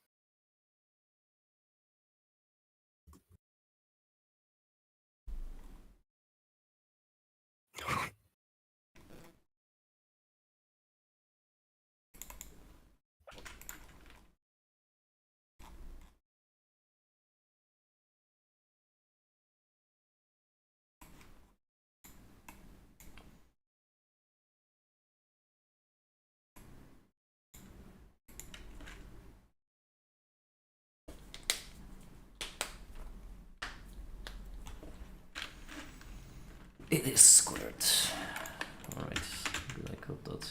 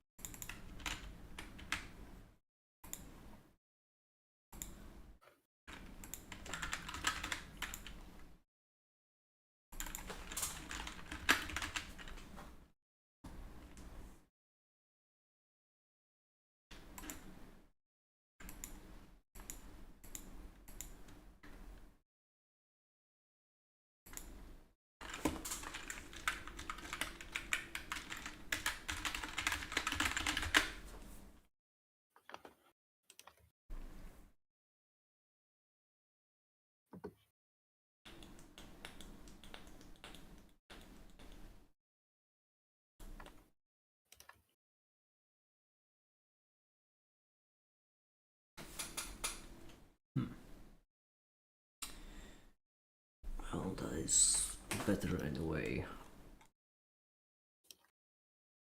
And I think we want all of them to be whites.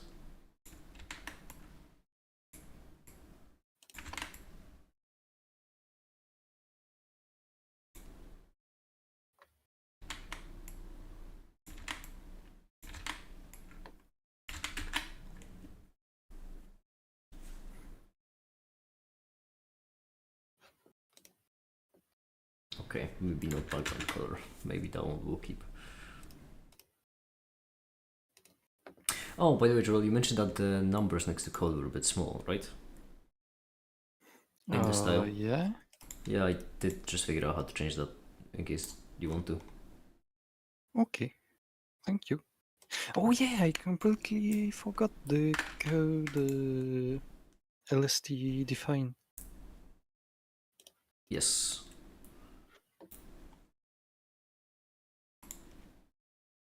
First few lines in the title page block.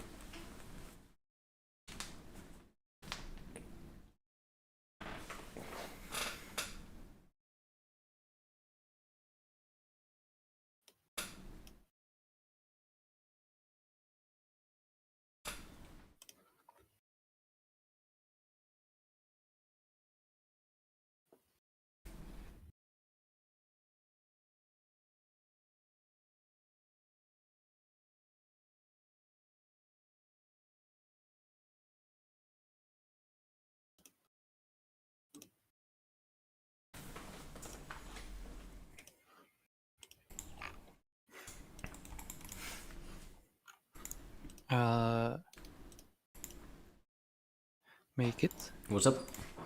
Could I potentially steal your LST define, or I don't know how you. Oh, that's not how meant to it be was? mine. That's meant to be part of the new. That is actually part of the new template. It's just that I think you've gotten the version before I added that in. So I can Yeah. give it to you. Hold on. It's in Thank you. class, yes. Right. So in order to do it, in the class CLS, right?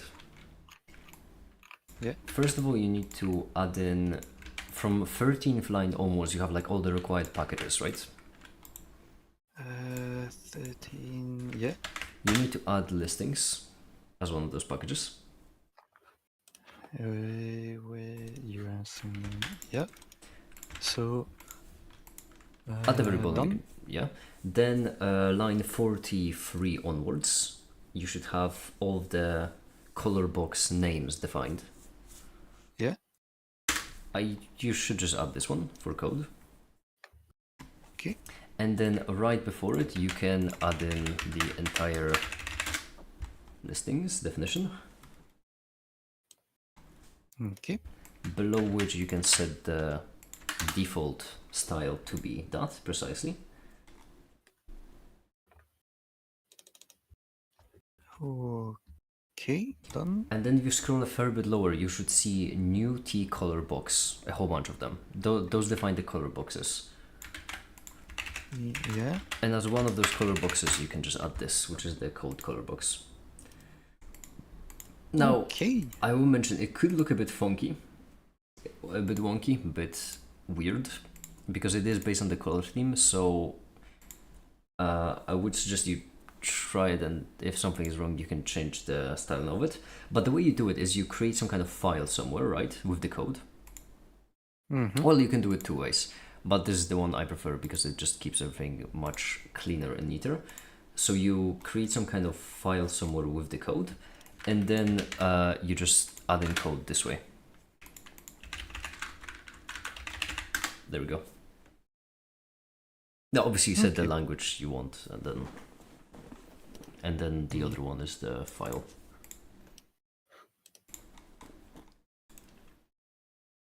Mm-hmm. I will also have to remove that.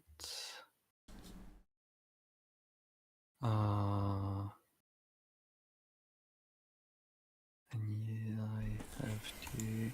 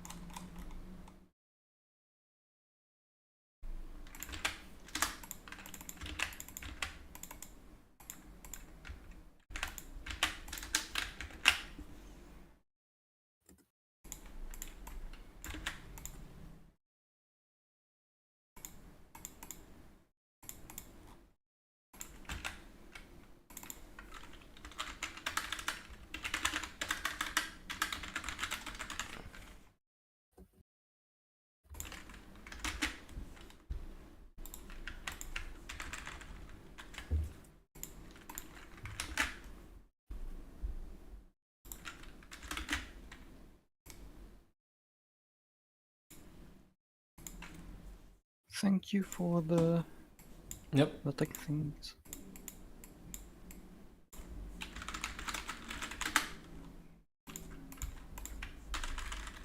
No problem at all.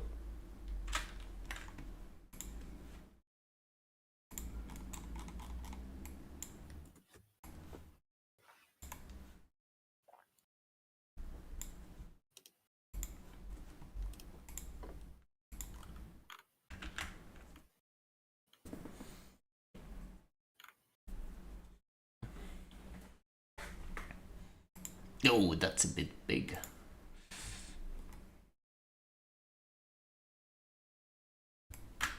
Okay. Splendid.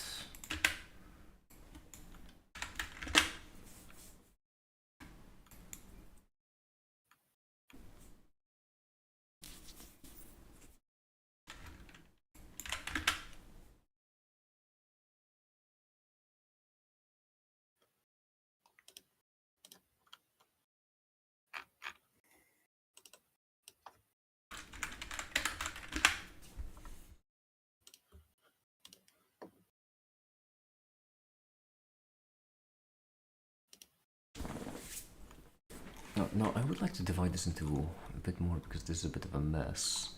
So right here we have the boilerplate.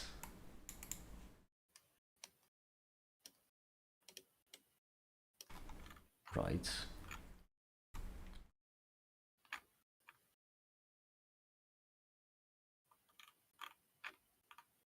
And this right here is broken. Oops.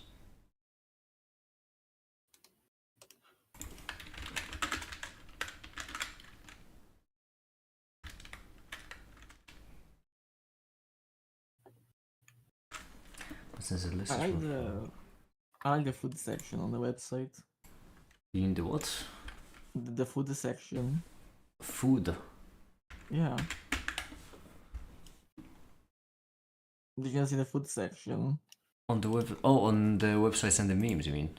Yeah. I didn't look through the site all that much, I just scrolled down. Oh.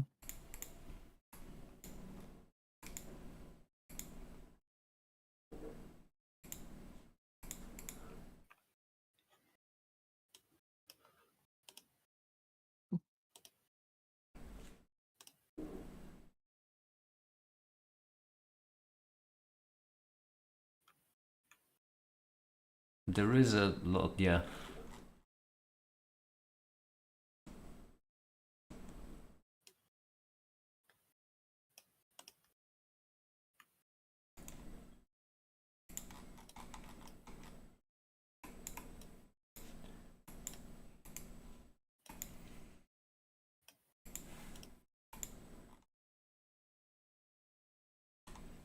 Okay, so like this.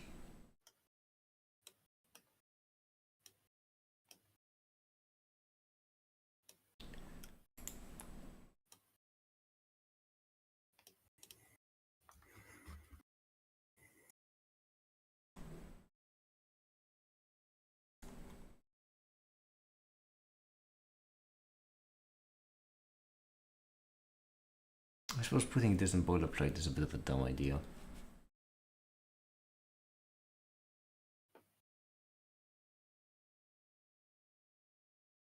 Yeah, so we need those. Actually, we're gonna have.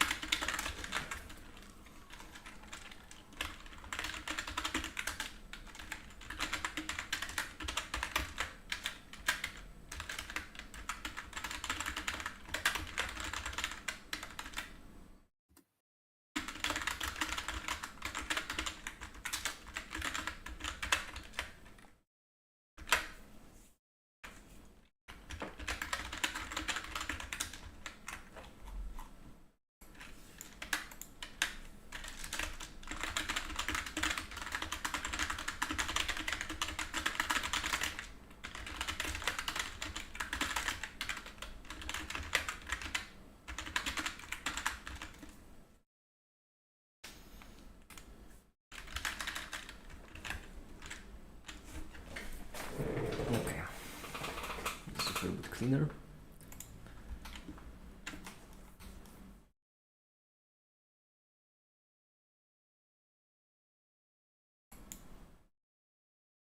So now in utils at the very bottom we can add in la subsection, which will be local.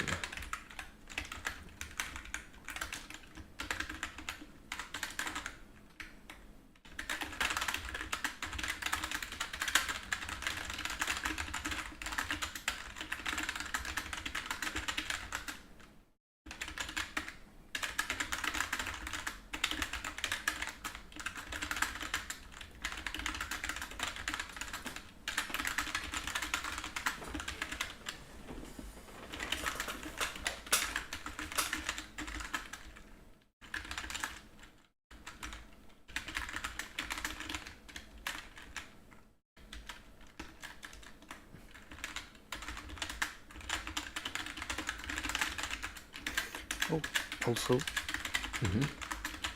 oh yeah, that. Thankfully, I am rereading the paper. If you want to include special thanks, do you do it at the start or at the end? I haven't gotten a clue, to be honest. If I'm not mistaken, Silver did this sort of thing on the start of their paper with like a dedication. Hold on. Yeah, so Silver on page 3 just has big letters for all who have taught me and for those who I want to teach. I have no idea. I think chef's choice. Okay.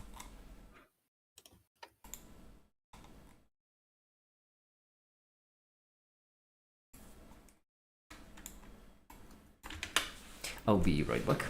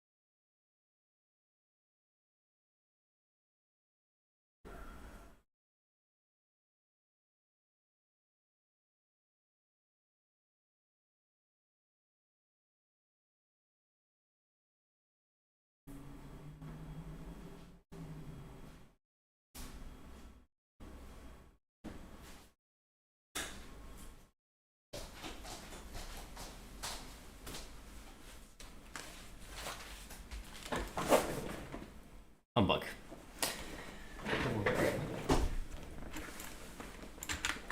Alright.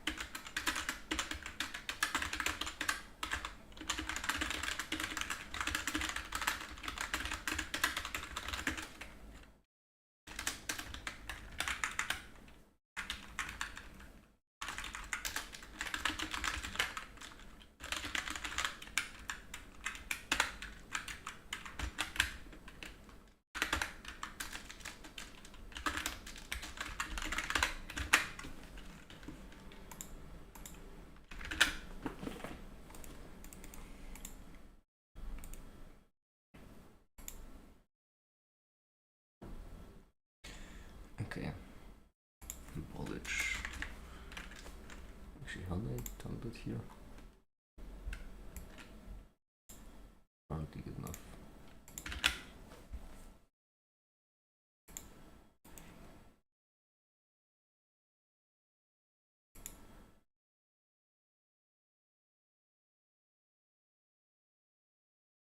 Hi there, Randy. Hi, welcome.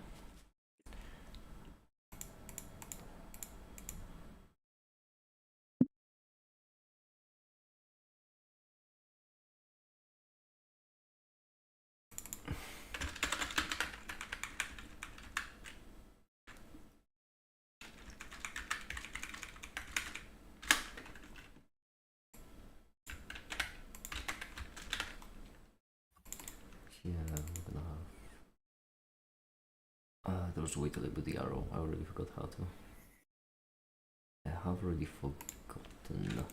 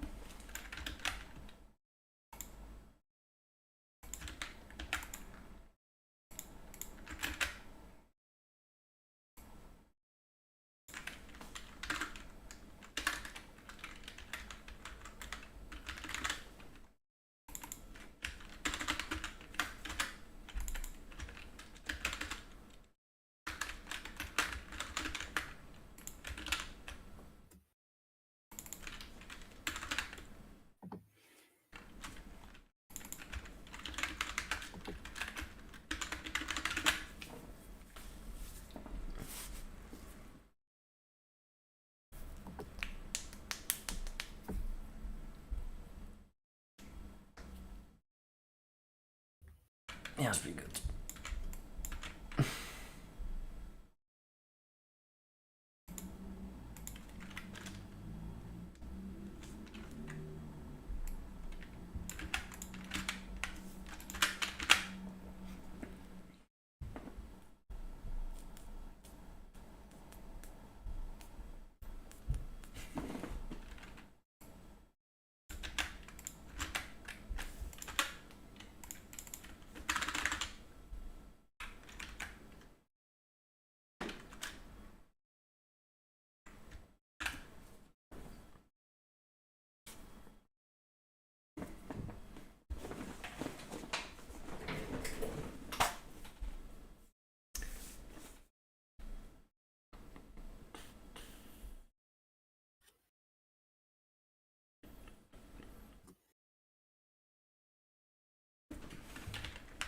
Ah, I see. It's not as a usual note. That's so trippy.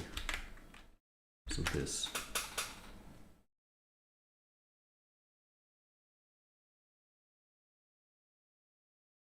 That's so trippy. Like, error warning.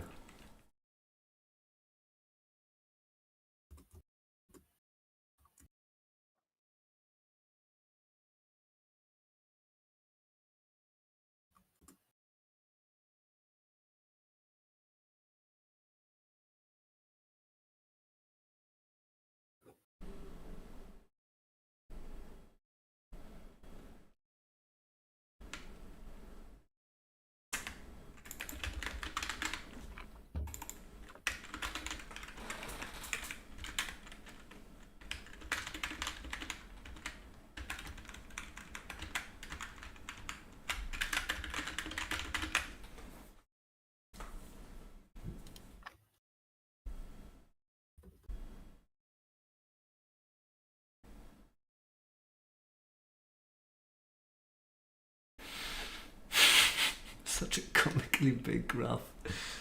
Sure, it's fine.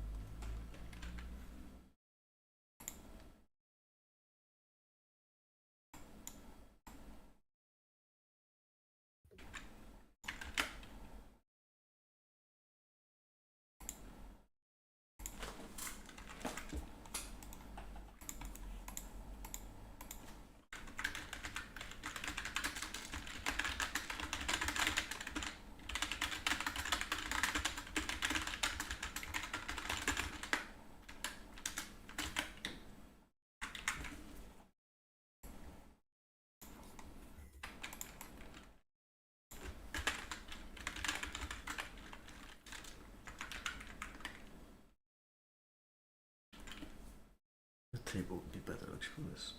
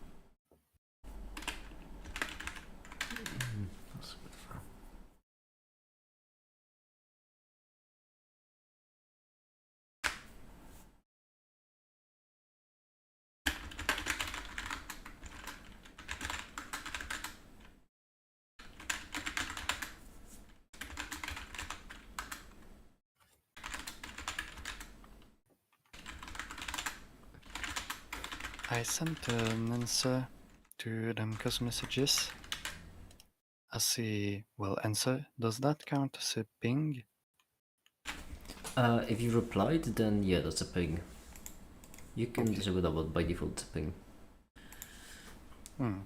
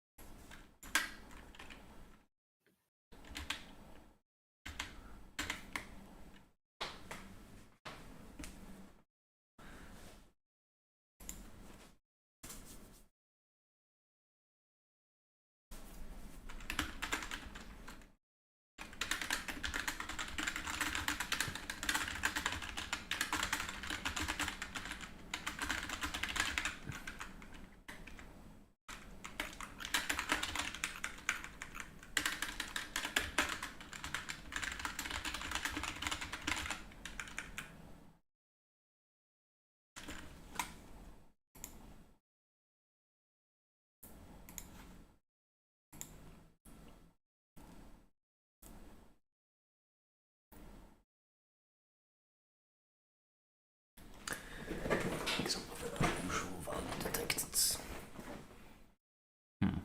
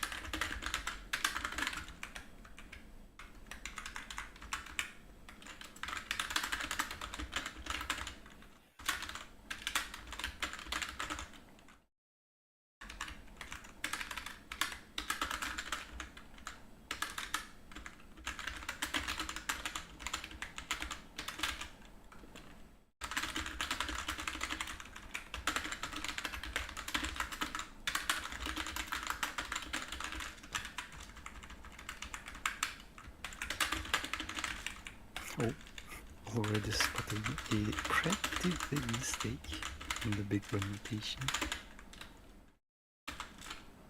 I said that omega was the upper bound.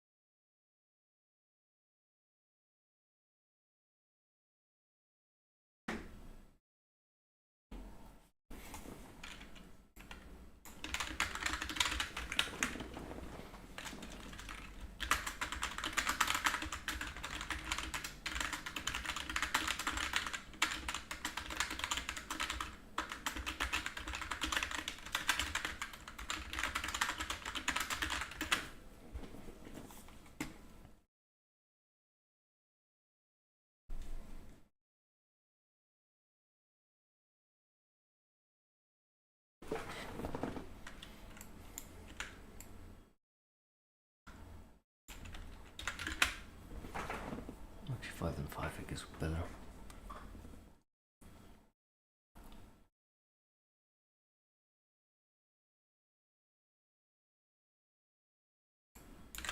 Five and 6.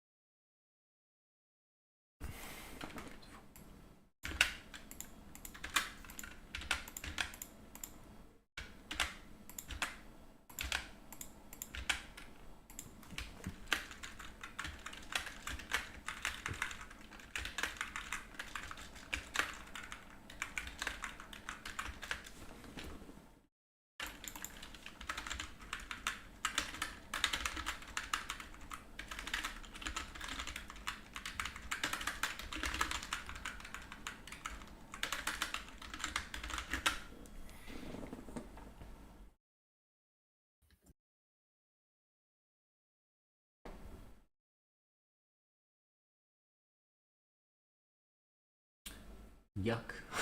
Those colors are disgusting. Can I just do hash? That would be nice.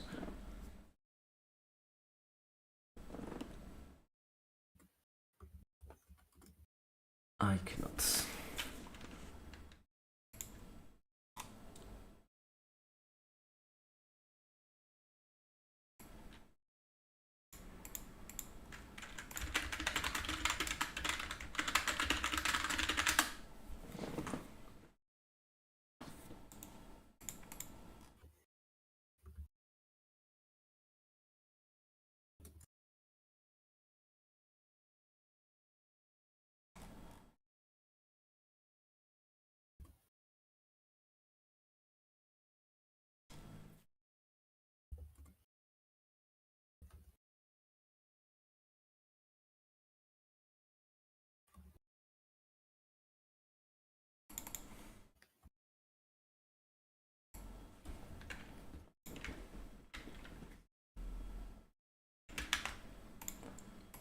Can I just that? That would be very nice.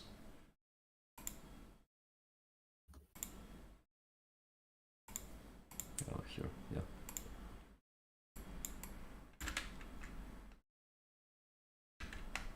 Or is it the fact that I added the hash there?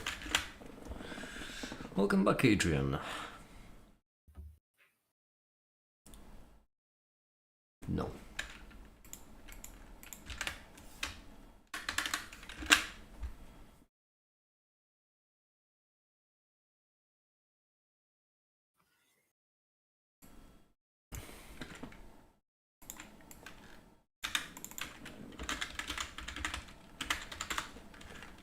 Fine.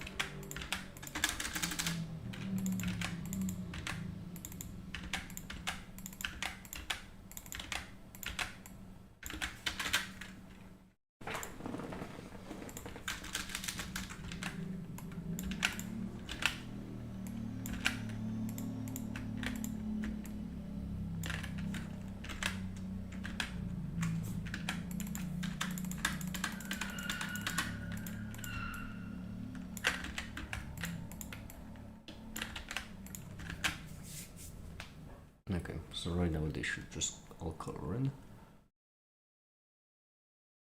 Yep, brilliant. And now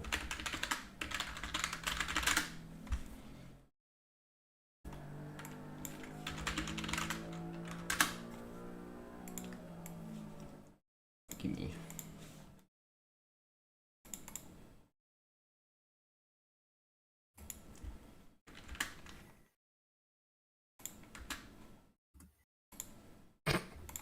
right, fine. I'll generate 5.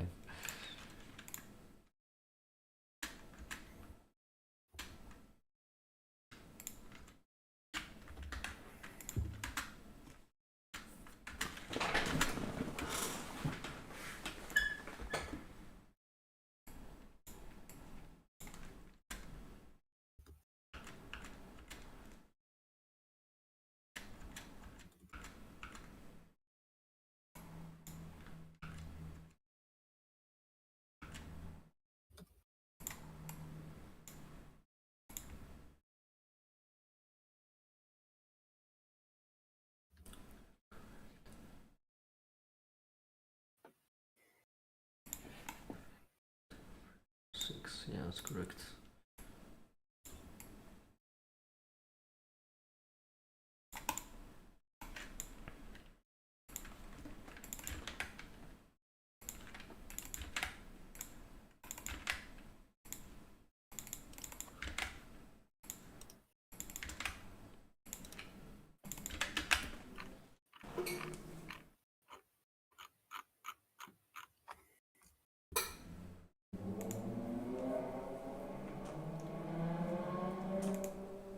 Yeah, that's fine.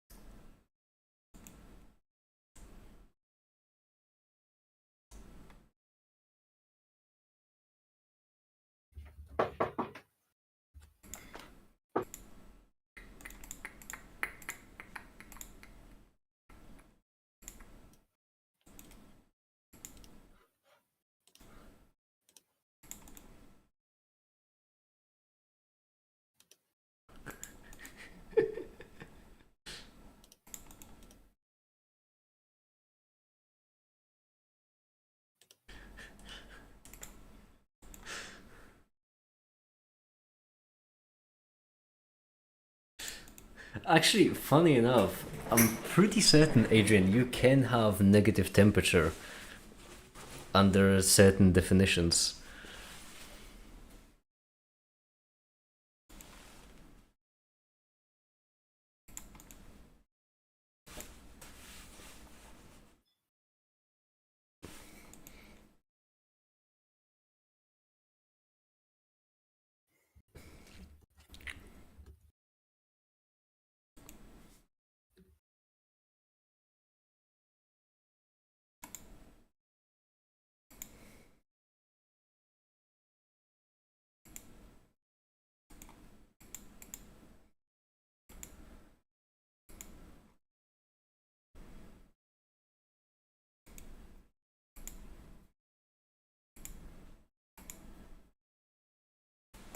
Alright, splendid. So now all I need to do is implement the logging, and once I'm done the logging, I think that will be it for the boilerplate part of it.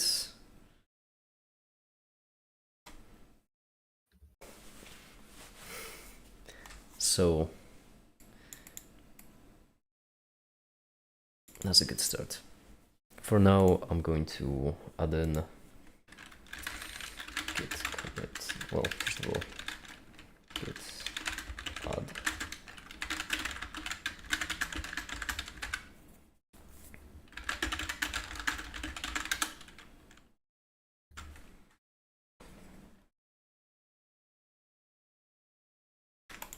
Whoops, I forgot I'm running this in WSL again. Git push, whatever, it's good, it's fine. Yeah. Okay, great. Now I think I'm gonna go and eat something. I am getting a fair bit hungry, and I did cook myself some stew yesterday. Okay. And so I suppose for now that'll be it. Thank you very so much for watching and have a great day. Bye.